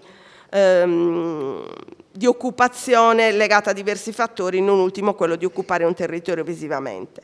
Vado abbastanza rapidamente in questo excursus che vi fa capire, ecco, in questo territorio prima abbiamo parlato dei nuraghi a più torri del Sinis, anche all'altopiano di Abbasanta questi pallini più grossi sono tutti nuraghi a più torri, sono zone veramente densamente insediate, e mi piace anche far vedere come quel punto che abbiamo visto, che è un punto di visibilità massima nell'altopiano, che è quello del bordo dell'altopiano stesso, vedete quello che fronteggia la Valle del Tirso è costellato, cioè in ogni sporgenza del bordo dell'altopiano c'è un nuraghe a più torri, molto ben visibile in parte anche adesso da chi attraversa la valle. Questo è il caso che ricordava prima Mauro Peppino. Ci devono far riflettere tutte le situazioni in cui il nuraghe non sta nel punto più imminente, e sono tantissimi. Devo dire che praticamente sono la maggioranza, al di là di quelle situazioni che abbiamo visto prima, cioè quelle dell'altopiano, quelle del fondovalle, quelle che hanno un rilievo intermedio. Può essere anche una scelta strategica, tra virgolette, per recupero del materiale lapideo per costruire il nuraghe. Questo nuraghe l'abbiamo visto e stravisto oggi, è stata una piccola star, l'orolo di Bortigali, come lo sono appunto questi altri nuraghi come il Piscu e il Losa. Vado rapidamente, giusto per chiudere. Ricordiamoci che è proprio una piccolissima parentesi, che comunque il nuraghe rimane anche, diciamo, in una fase in cui quella che noi chiamiamo post-nuragico, in cui la società è cambiata, si fanno scelte molto differenti anche nel territorio, però se noi andiamo a vedere i villaggi importanti, quelli che noi adesso, forse perché li conosciamo, anche perché li abbiamo scavati, chiamiamo villaggi importanti, sono intorno ai nuraghi. È vero che esistono anche villaggi senza il nuraghe, ma guarda caso i villaggi che hanno uno sviluppo e anche un'economia abbastanza florida sono quelli che stanno intorno ai grandi nuraghi. Quindi il nuraghe è comunque un elemento che rimane un punto di importante nel territorio. Scusate, queste mi sa che erano sempre riflessioni sulla presenza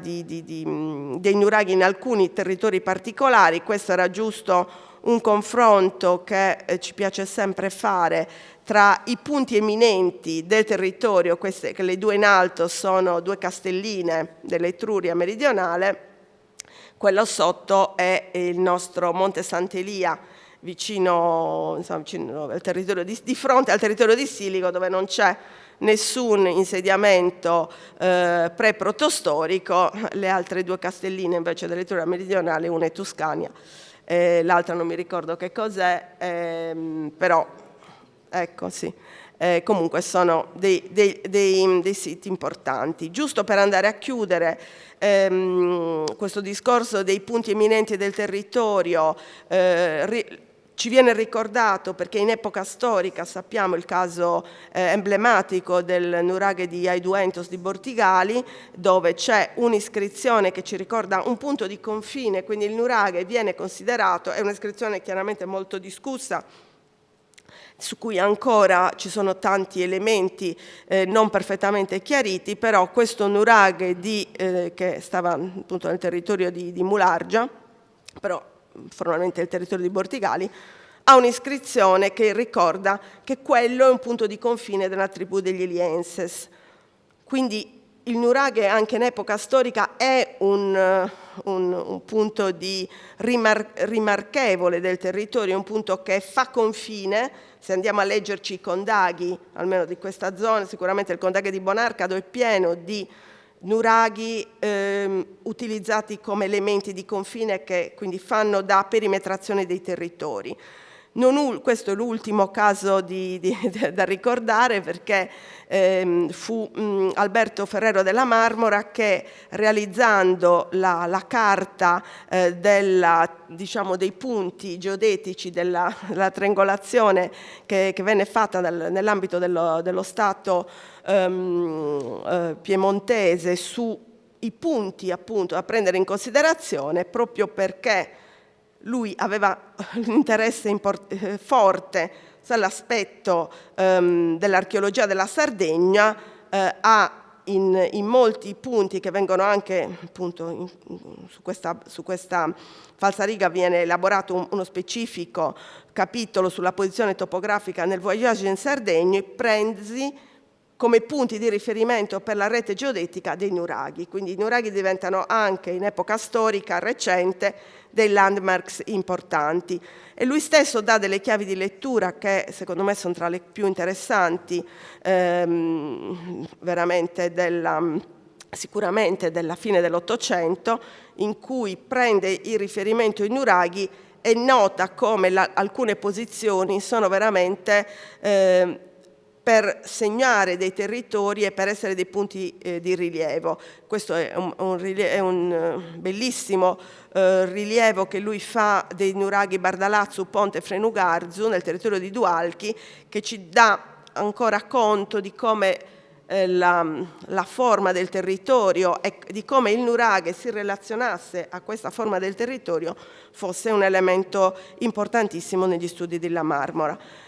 Finisco soltanto con questa immagine perché esistono i punti, i landmark culturali, storici come il nuraghe, ma poi esistevano, ricordiamoci sempre, dei punti del landmark, questo è importantissimo per la navigazione. Tavolara con la sua forma si vede da distanze incredibili e quindi sono dei punti importantissimi in questo caso sicuramente per la navigazione, però ricordiamoci che probabilmente molti landmarks naturali in alcuni casi si uniscono a quello culturale, dando vita poi a dei punti che ancora oggi noi ritroviamo nel nostro paesaggio.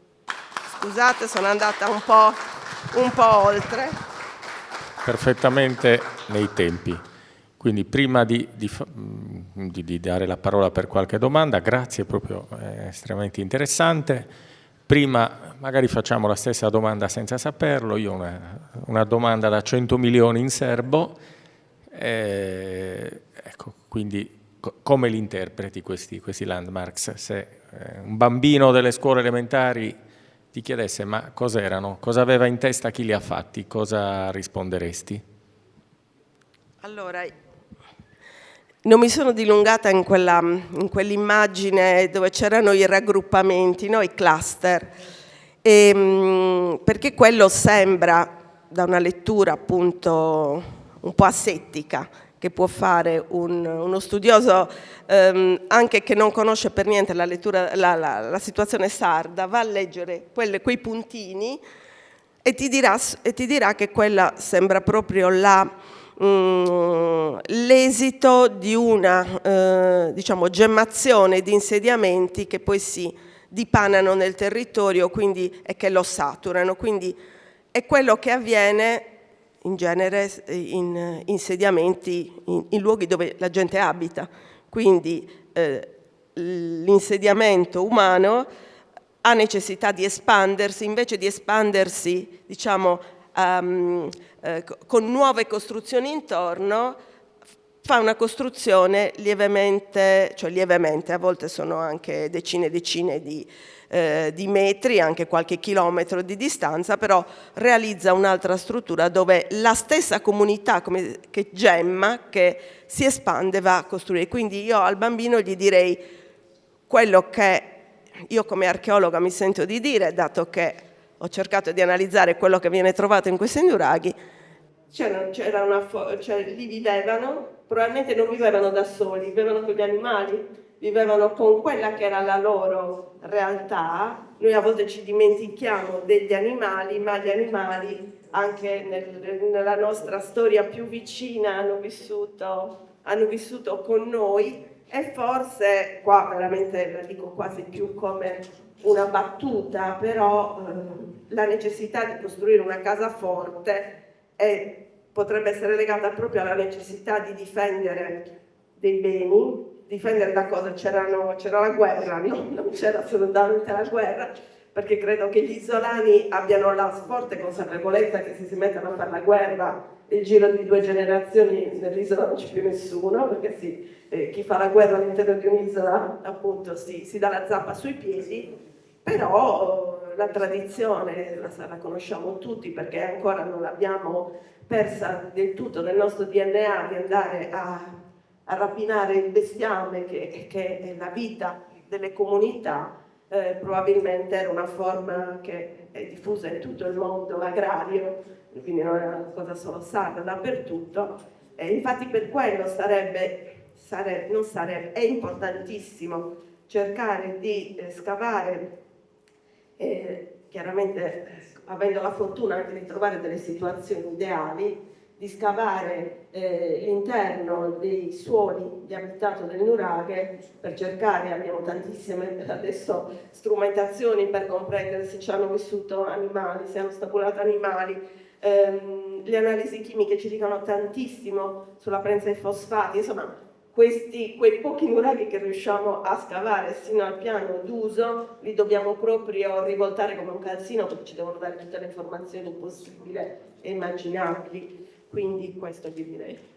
Grazie. Io replicherei invece, citando l'isola sacra, Augusto che cita Tanameli ci dice che in 2 o 3 decine di nuraghi scavati ci sono strati metrici di animali brucianti che rendevano quei luoghi delle vere e proprie discariche. Però questo è sopra, sì. Sì, sopra. Il discorso è... Sopra. Se ne riparla. Prima di dare la parola a Mauro, poi chi altri volesse intervenire, io l'ho buttata un po' lì a pranzo, ho detto ma ci diamo un appuntamento semestrale. A me piace l'idea che riprendiamo il discorso al solstizio d'inverno, di raduna ancora in posizione particolare, perché no? Riprendere l'argomento al Santo Antine, insomma, con questo spirito.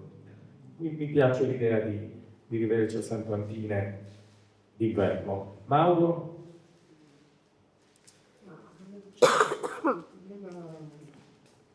In chiusura del tuo intervento hai messo in rilievo i landmarks, Non si sente. hai messo in luce i landmarks naturali. Landmarks, cioè in pratica il territorio con i suoi rilievi. Io penso che tutto si è cominciato da lì, perché per esempio tutto il megalitismo della Gran Bretagna, del nord della Francia, usavano costruire, scegliere il sito in cui costruire dei minieri, degli allineamenti o dei cromlech, circoli di pietra, in posti strategici astronomicamente rispetto a punti dell'orizzonte importanti, cioè nel senso il punto dell'orizzonte diventava il punto in cui sorgeva il Sole o la Luna nelle sue stazioni, osservato dai cromlech, cioè in pratica costruivano un sistema astronomico, cioè i cromlech e menhir, o allineamenti di menhir, venivano ubicati in punti in cui da quel punto potevano osservare un solstizio, un indizio, quindi l'astro sorge o tramontare nessuna geopifania. Quindi questo come lo si teneva? Nel mondo antico ovviamente vivevano a contatto con la natura, vedevano dove sorgeva il sole e la luna, eccetera, eccetera, quindi anche se a noi ci sembra difficile, non è difficile pensare che se io osservo il sole sorgere e conosco il territorio, a un certo punto io riesco a trovare il punto in cui da quel punto collimmo il rilievo naturale col sorgere del solstizio lunistizio, e io penso che anche in Sardegna si è cominciato così. Nel prossimo studio che farò ci sarà quello. In pratica, quello che è quasi scritto, e quindi è collegato perfettamente con la visibilità. Dopodiché, in una certa fase, secondo me, loro, una volta che cominciano a fare quindi i primi nuraghi sui cigli, orientati con i monti, con le Marchese, allora cominciano un sistema in cui il nuraghi diventava anche punto di riferimento, oltre che di osservazione.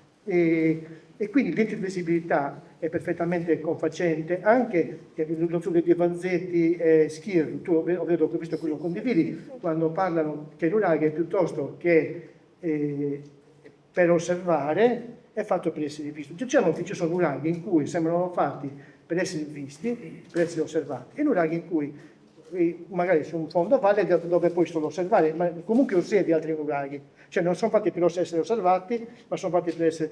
Quindi, poi però quello che vorrei fare questo intervento a chiarire quello che ho detto prima, in pratica quando vediamo comunque 8.000 nuraghi costruiti in 1000 anni, quindi sono 8 all'anno, non c'avevano la televisione, non c'avevano tutto il calcio, cioè per loro diciamo costruirne 8 all'anno in Sardegna di media, non so quanto tempo ci impiegano per costruirne uno, come ha detto Noemi, però secondo me il loro sport, anche se non è uno sport, per me comunque sia i nuraghi afferiscono più al campanile che alla chiesa, specifico questo, cioè nel senso campanile come punto, come l'anima, se vogliamo, diventa ovviamente un luogo sacro, non è che facevano là, molti erano anche fini a se stessi, cioè nel senso l'Anne Marques comunque che insegnava questo, cioè secondo me la mia proposta è perfettamente compatibile, però osservata nei millenni, cioè nel senso io mi innesto sul sistema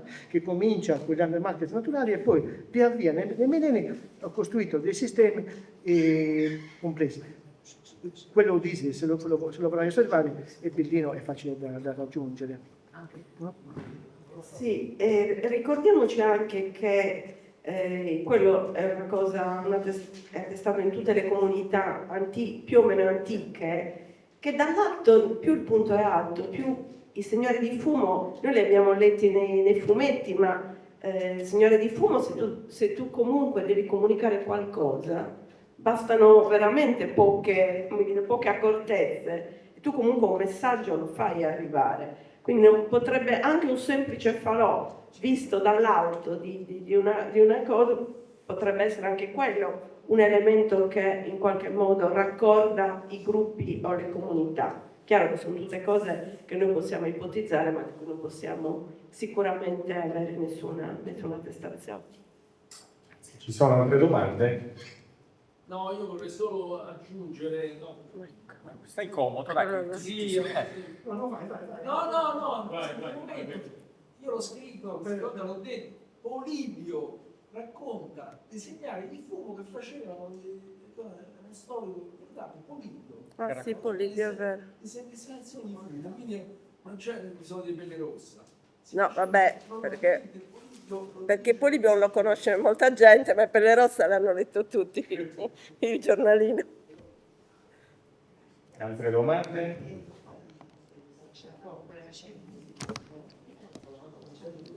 E allora, grazie ad Anna De Palmas, e grazie, è stato, insomma, questi 2 giorni sono stati un piacere. Grazie a Dante che giusto. Un saluto, grazie di aver organizzato questo incontro. Allora, ce l'abbiamo fatta. Io mi sono dimenticato di dirvi che praticamente l'associazione che ha organizzato questo appuntamento, questo convegno, è sostenuta economicamente Ministero della Cultura, dall'assessorato regionale della cultura, al momento dalla Fondazione di Sardegna e anche dal Comune di Ischia. Per cui prossimamente, appena arreda, che abbiamo fatto tutte le riprese di questi 2 giorni, monteranno circa 12 ore di filmato, vi avviseremo in qualche modo che lo troverete pubblicato sul sito nostro di Scandula e poi magari in Facebook e nei nostri social media. Grazie a tutti del contributo e alla prossima.